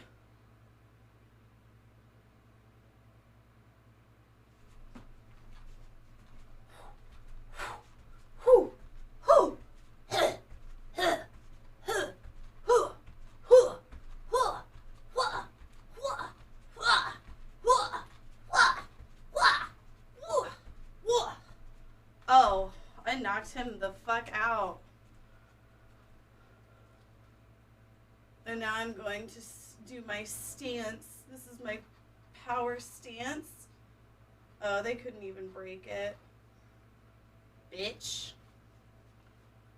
Okay, now I'm going to do my front press.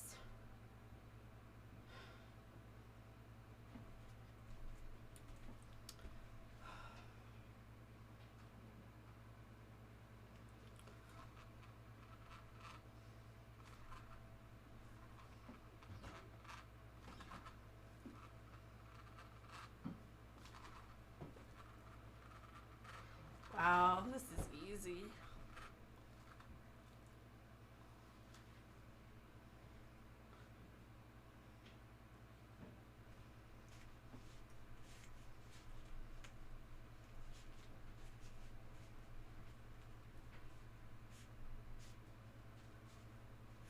Oh, and we got money.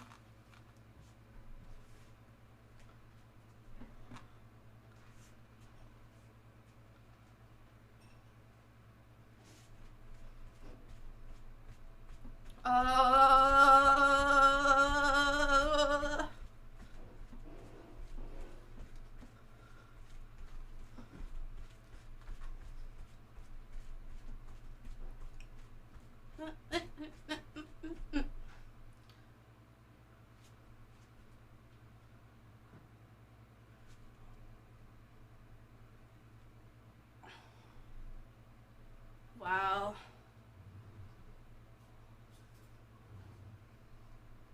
I'm getting in some squats.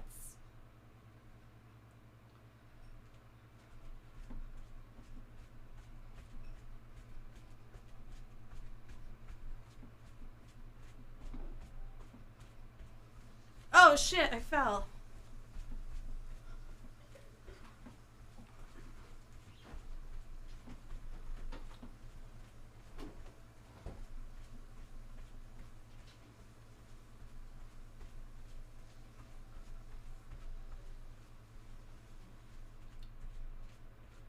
Oh shit, 5 of them?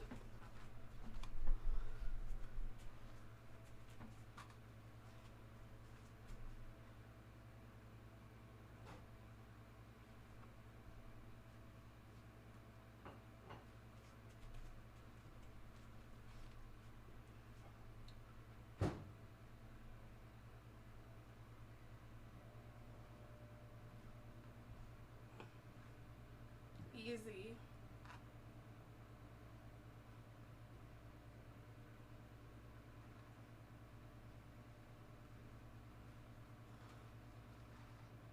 Wow, I barely did any damage to him.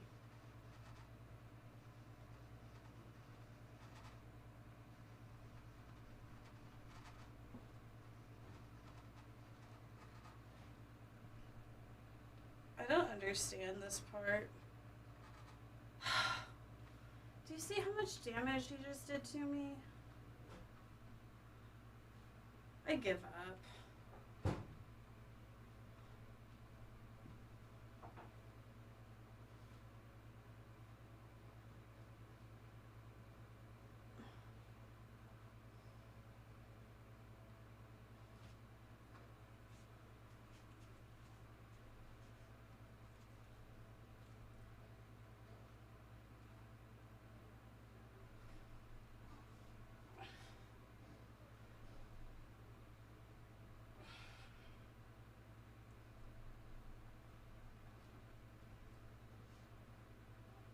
Okay, now these guys.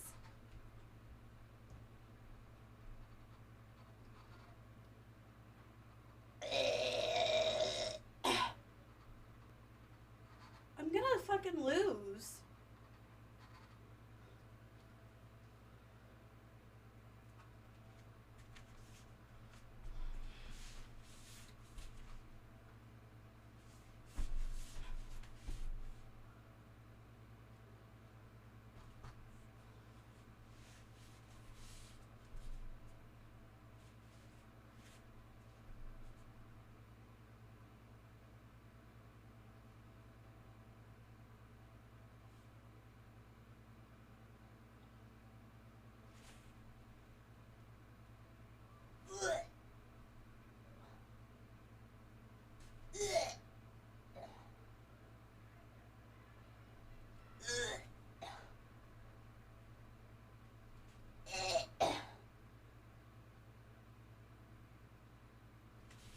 See, they're gonna fucking kill me. I have to kill all of these? Are you fucking kidding?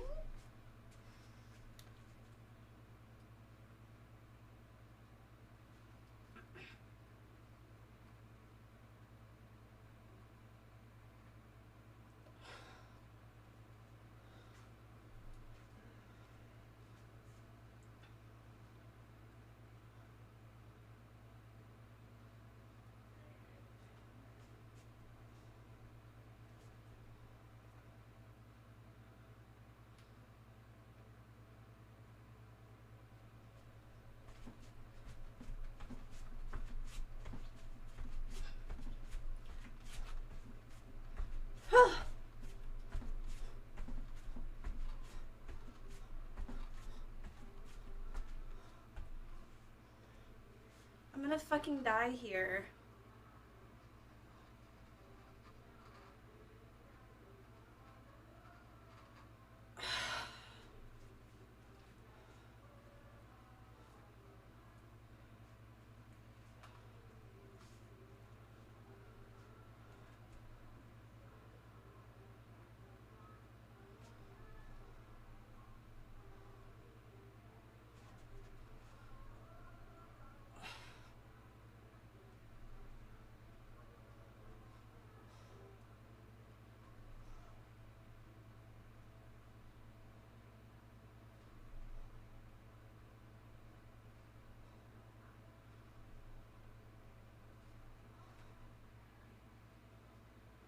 This one's gonna fucking kill me.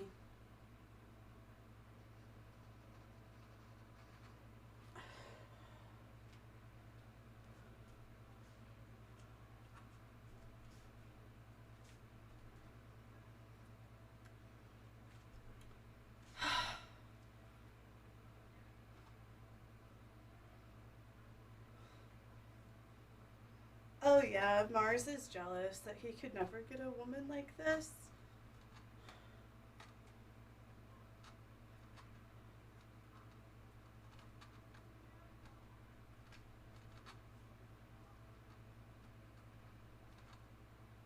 See, they wouldn't even make it past this boss.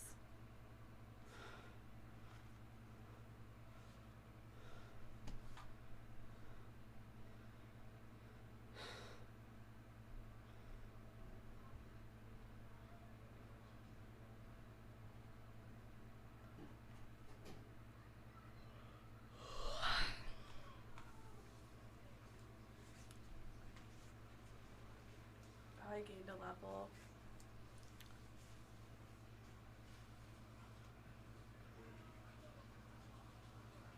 Looks like the ring is going to break when she pushes it like that. Well, it would. It would if I wasn't careful because I'm not strong.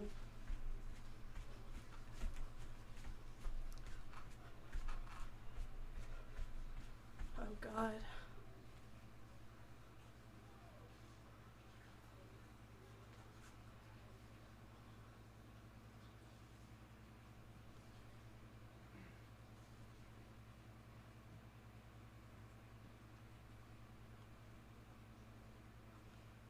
I'm definitely gonna die.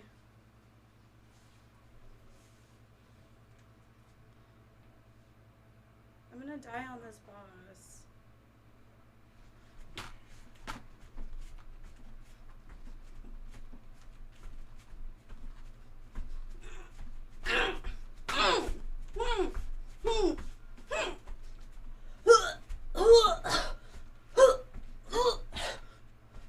Thank you for your 27 months of commitment to this stream. It really means a lot to me. Jake Wesley, thank you. Jake Wesley just resubscribed.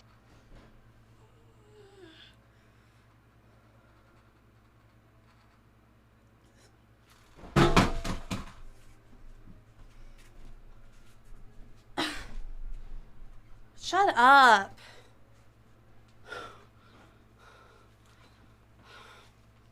So sick of this shit.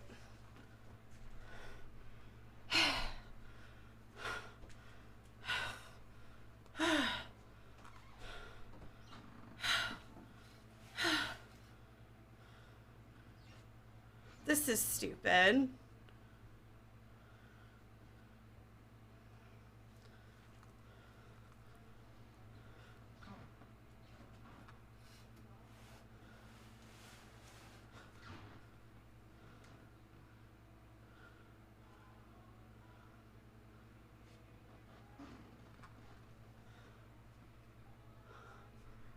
You're so cool, I know.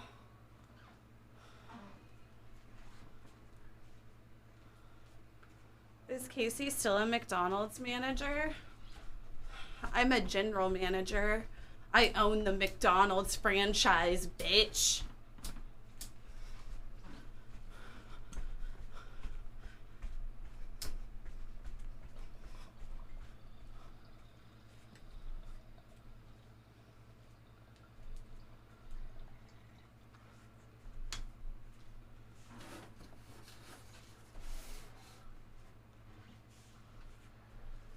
Get ready.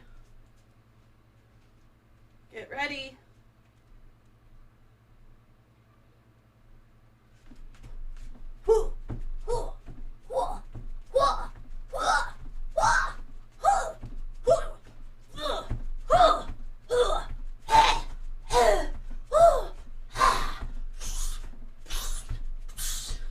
Bye.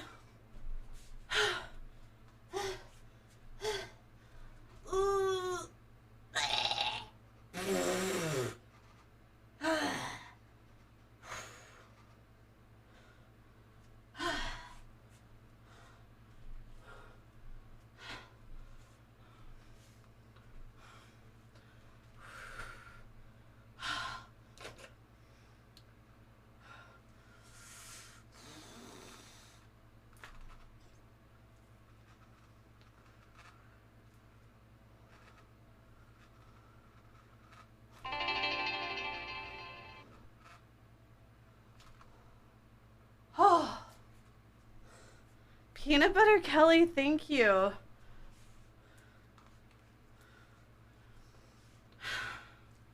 Okay, Holly, all I fucking said was I spent 2 hours working on a fucking itinerary, and you didn't fucking help, and you could have helped. That's all I fucking said, is I spent 2 hours working on the... Oldhead 207 gifted a subscription.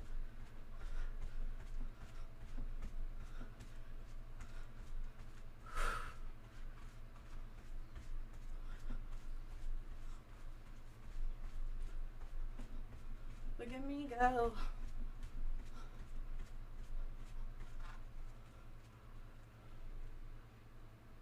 Ooh. Ooh. Ooh.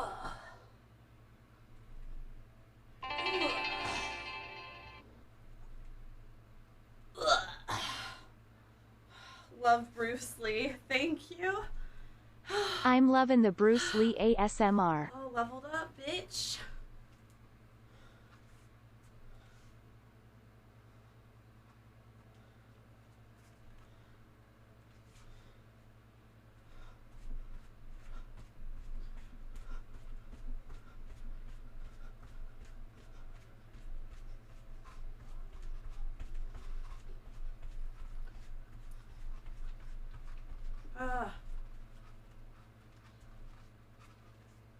I'm trying to figure out how to boost.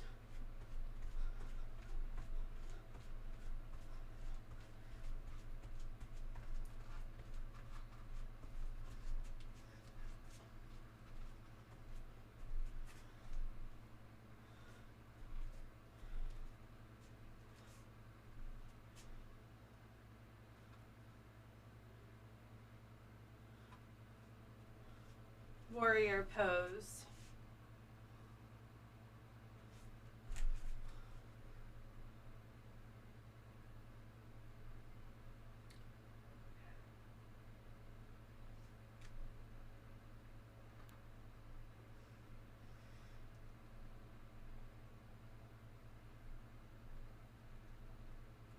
Ugh.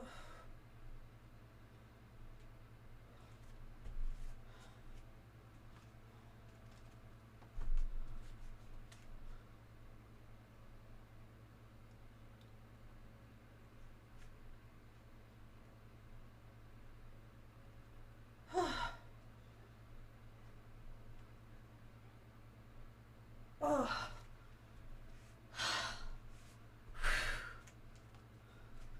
God, this has me breaking a fucking sweat.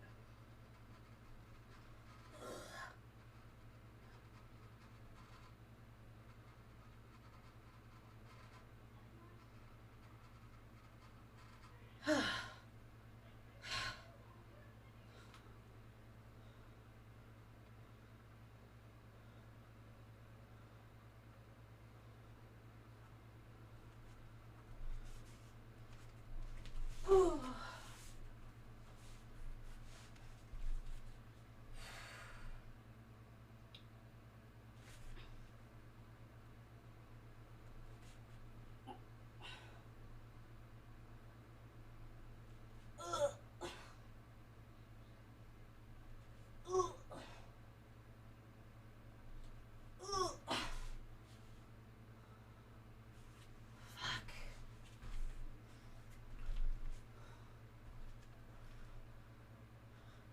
Be sure to follow, you guys. I'm trying to get followers.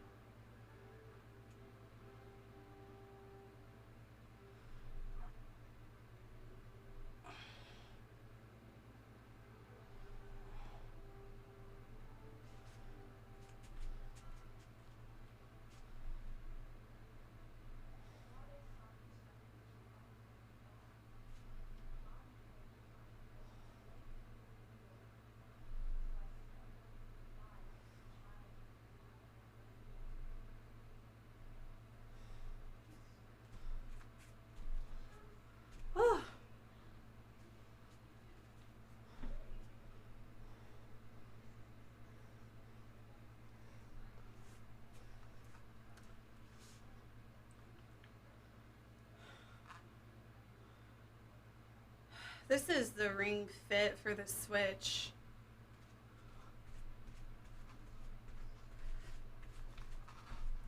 Fuck, I missed the blender again. Because I don't get, like, how you're supposed to... Oh, well.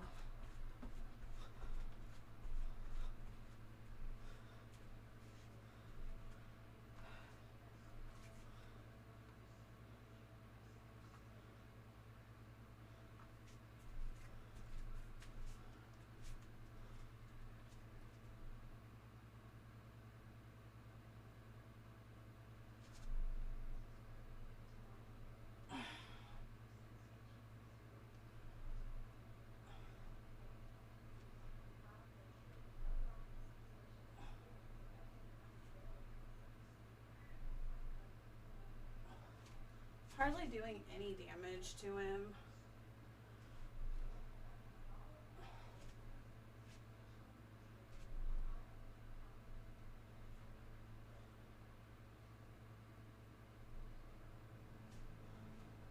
He's gonna fucking knock me out in one hit. You see that?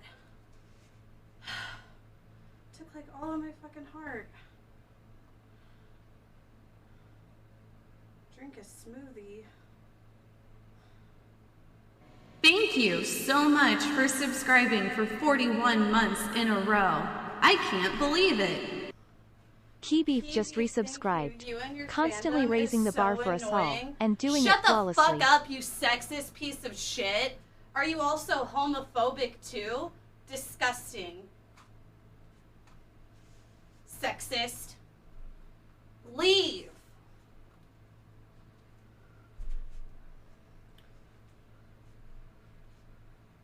No, like, honestly, I can tell he, like, honestly, seeing a woman of my demeanor work out like this, he feels threatened. Because he knows that I could overpower him.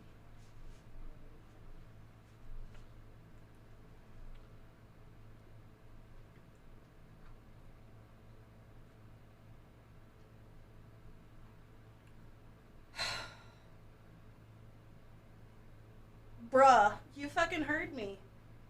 You know it's true. Thank you for subscribing. You're probably offended by me for saying that 8 because months it also applies to in you, a row. sexist. Thank you. Fatraymond _ Thank you, TV just Fatraymond, for not being resubscribed. sexist. UWU hi mommy UWU awa wa wa wa wa wa wa wa wa wa wa wa.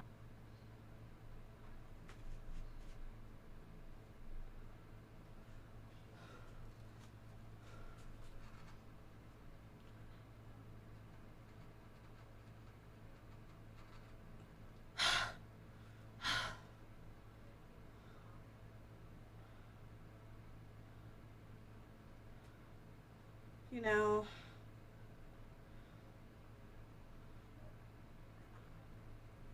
I'm not gonna drink a smoothie. I got this. I don't want to waste it. Thank you for subscribing for 7 months in a row.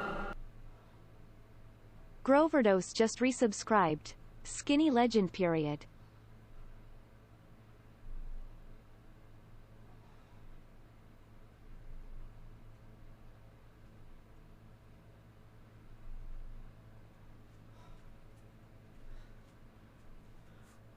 Do you think women are equal to men? No, I think that women are above men.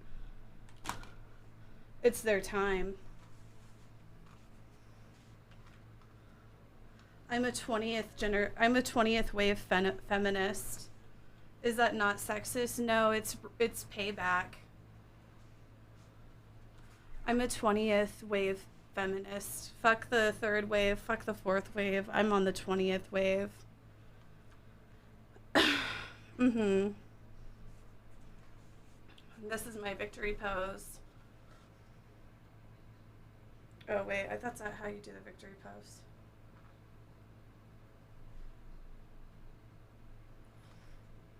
Bitch.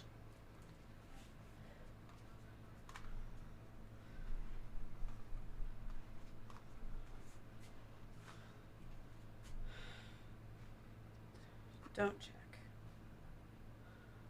Wow, look at that. I burned 18 calories.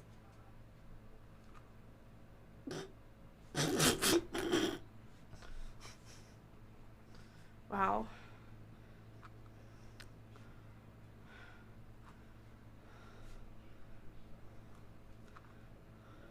I got the blender.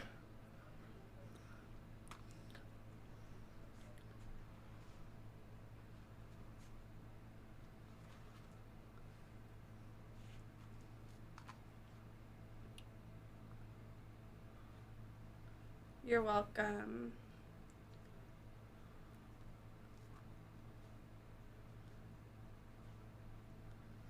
I'm finished for today.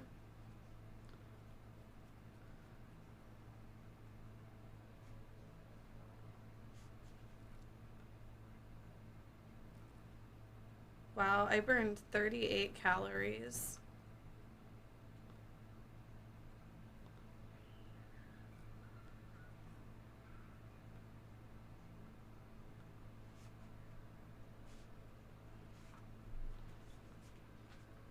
I'm gonna do my cool down.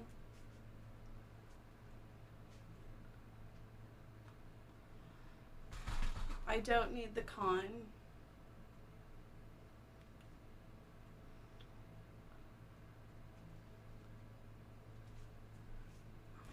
Stretch out my left calf.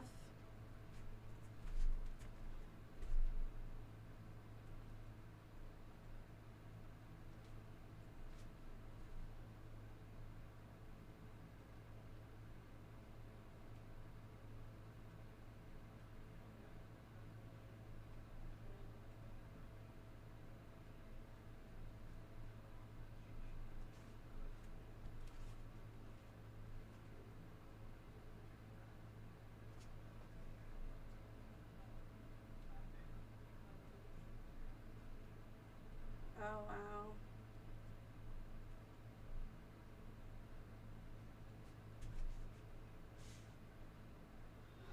I am not welcome for what? Asking a serious question.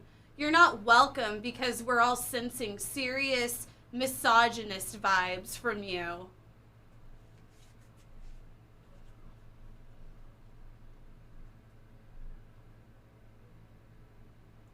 Stop seeking attention in my chat. You're an attention-seeking, misogynistic male. Oh, you're not used to being called out for being an attention seeker, are you? It's because of your male privilege. That's something that only women have to deal with. That's not what it is. Oh, I think that is what it is. Sexist.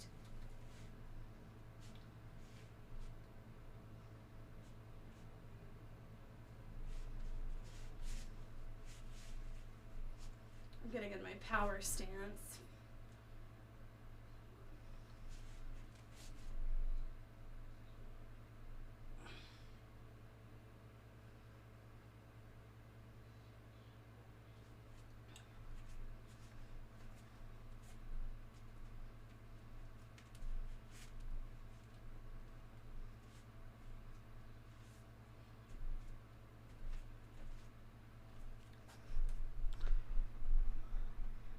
Like, honestly, I'm done with this shit.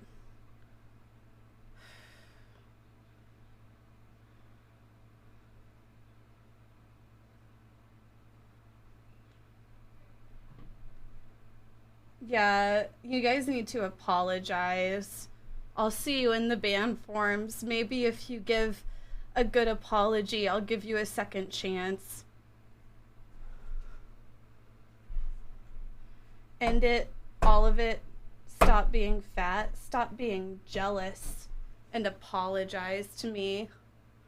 I'll see your apology in the donation or the unban appeals, or you could also donate. You should feel bad, so you should probably donate. You should feel bad, like honestly, you should donate as an apology. Give her money, support me. Great tits, then pay me. She sounds so serious. I am.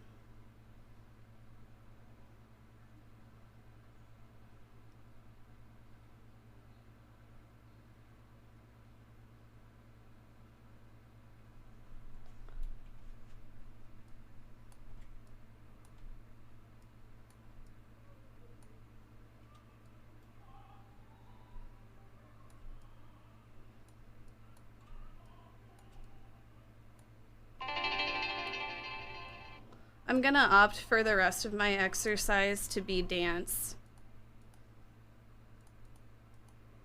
Casey, accept.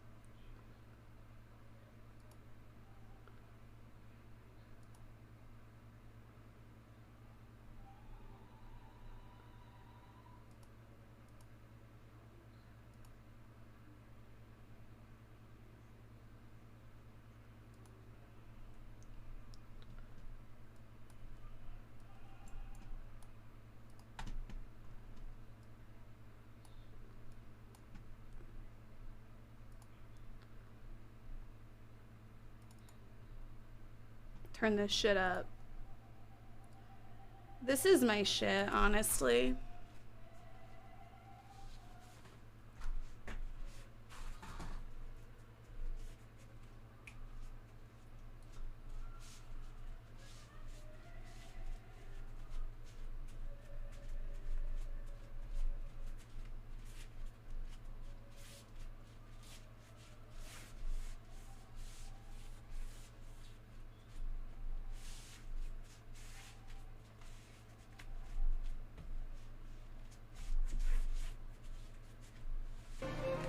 Marijuana should be illegal. Well, it is illegal in many states now. All we can do is push for the states that made the mistake of legalizing it to illegalize it. Thank you. Blazik TTV tipped I forgive $4.20. I'm sorry, Queen. I'm gonna play you guys another good one.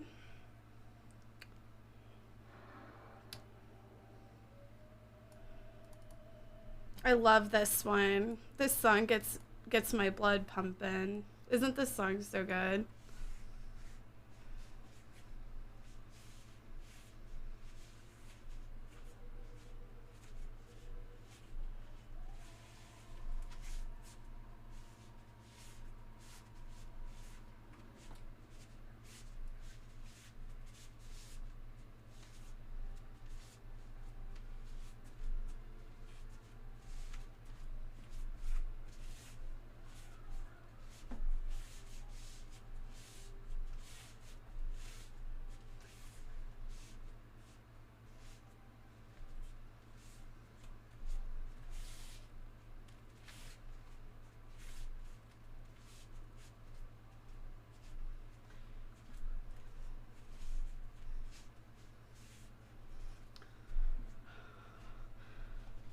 New song, new song.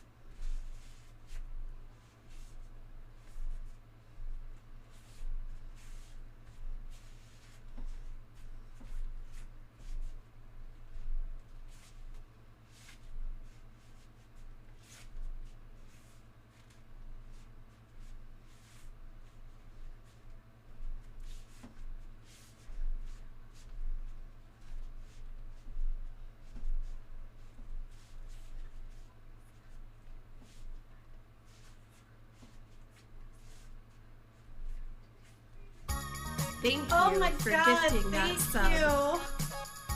Thank you. Welcome. Welcome, Anonymous Blazik. gifted a subscription. An anonymous user gifted a tier 1 sub to Blazik_TTV.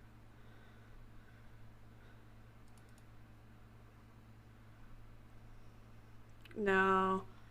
I'm like, let's change it up a bit.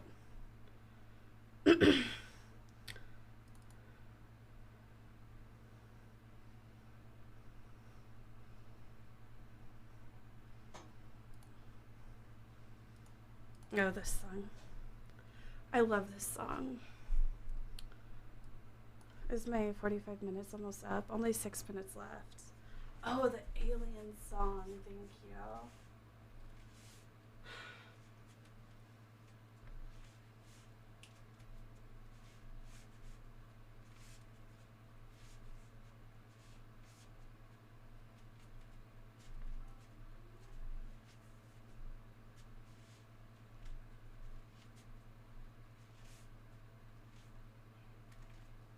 Wait, hold on. Let me get off stream for a second.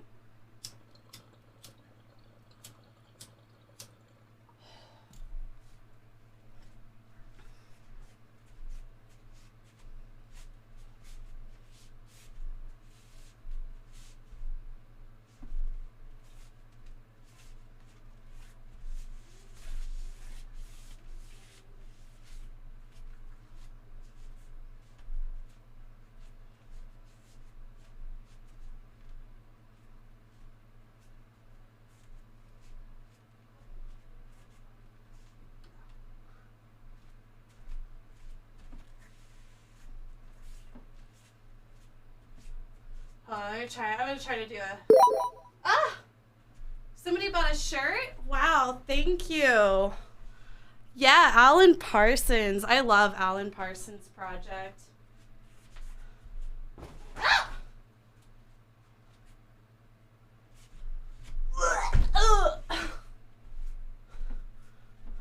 Thank you for Wanagator, subscribing thank you. for 7 months in a row. You see that? Wanagator just resubscribed. Thank you. Watch this. Ah! Ah! Ah!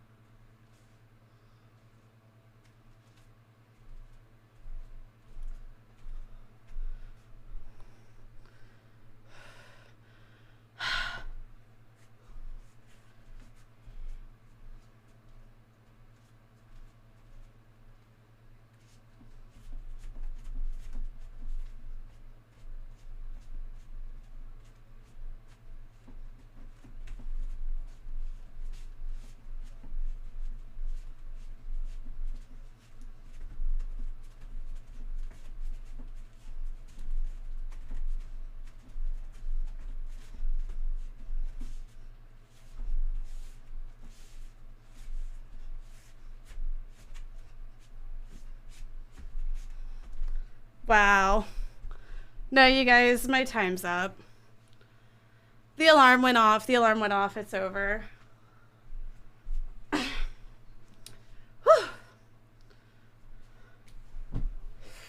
Oh, wait, the alien song. This is my obsession.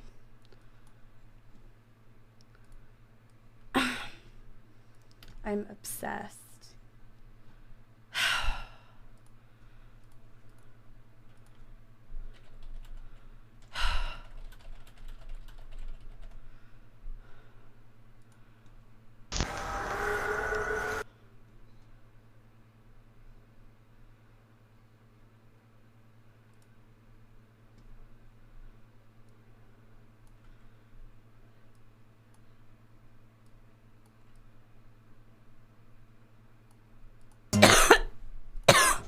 Excuse me, I had a cough from my allergies.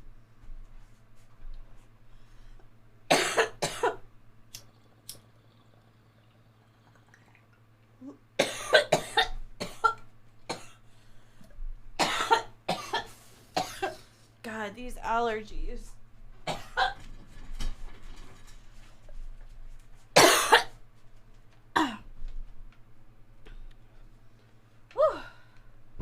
Okay, you guys. Fuck, it's 12:30. Okay, I'm going to bed. Thank you guys for coming to the stream. Thank you guys for, thank you guys for, thank you guys for following.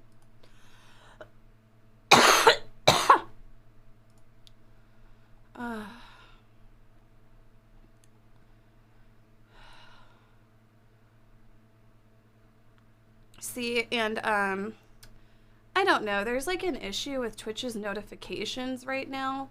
I don't know. I would say maybe try turning off notifications and then turning them back on. Maybe that'll work, you know, just like USB. So be sure to do that, you guys. And I'm gonna raid Holly Cannabis. This is my sister's stream. So be sure to check in and say hello. I will see you all tomorrow for another stream around the same times as usual. Have a good night, everyone.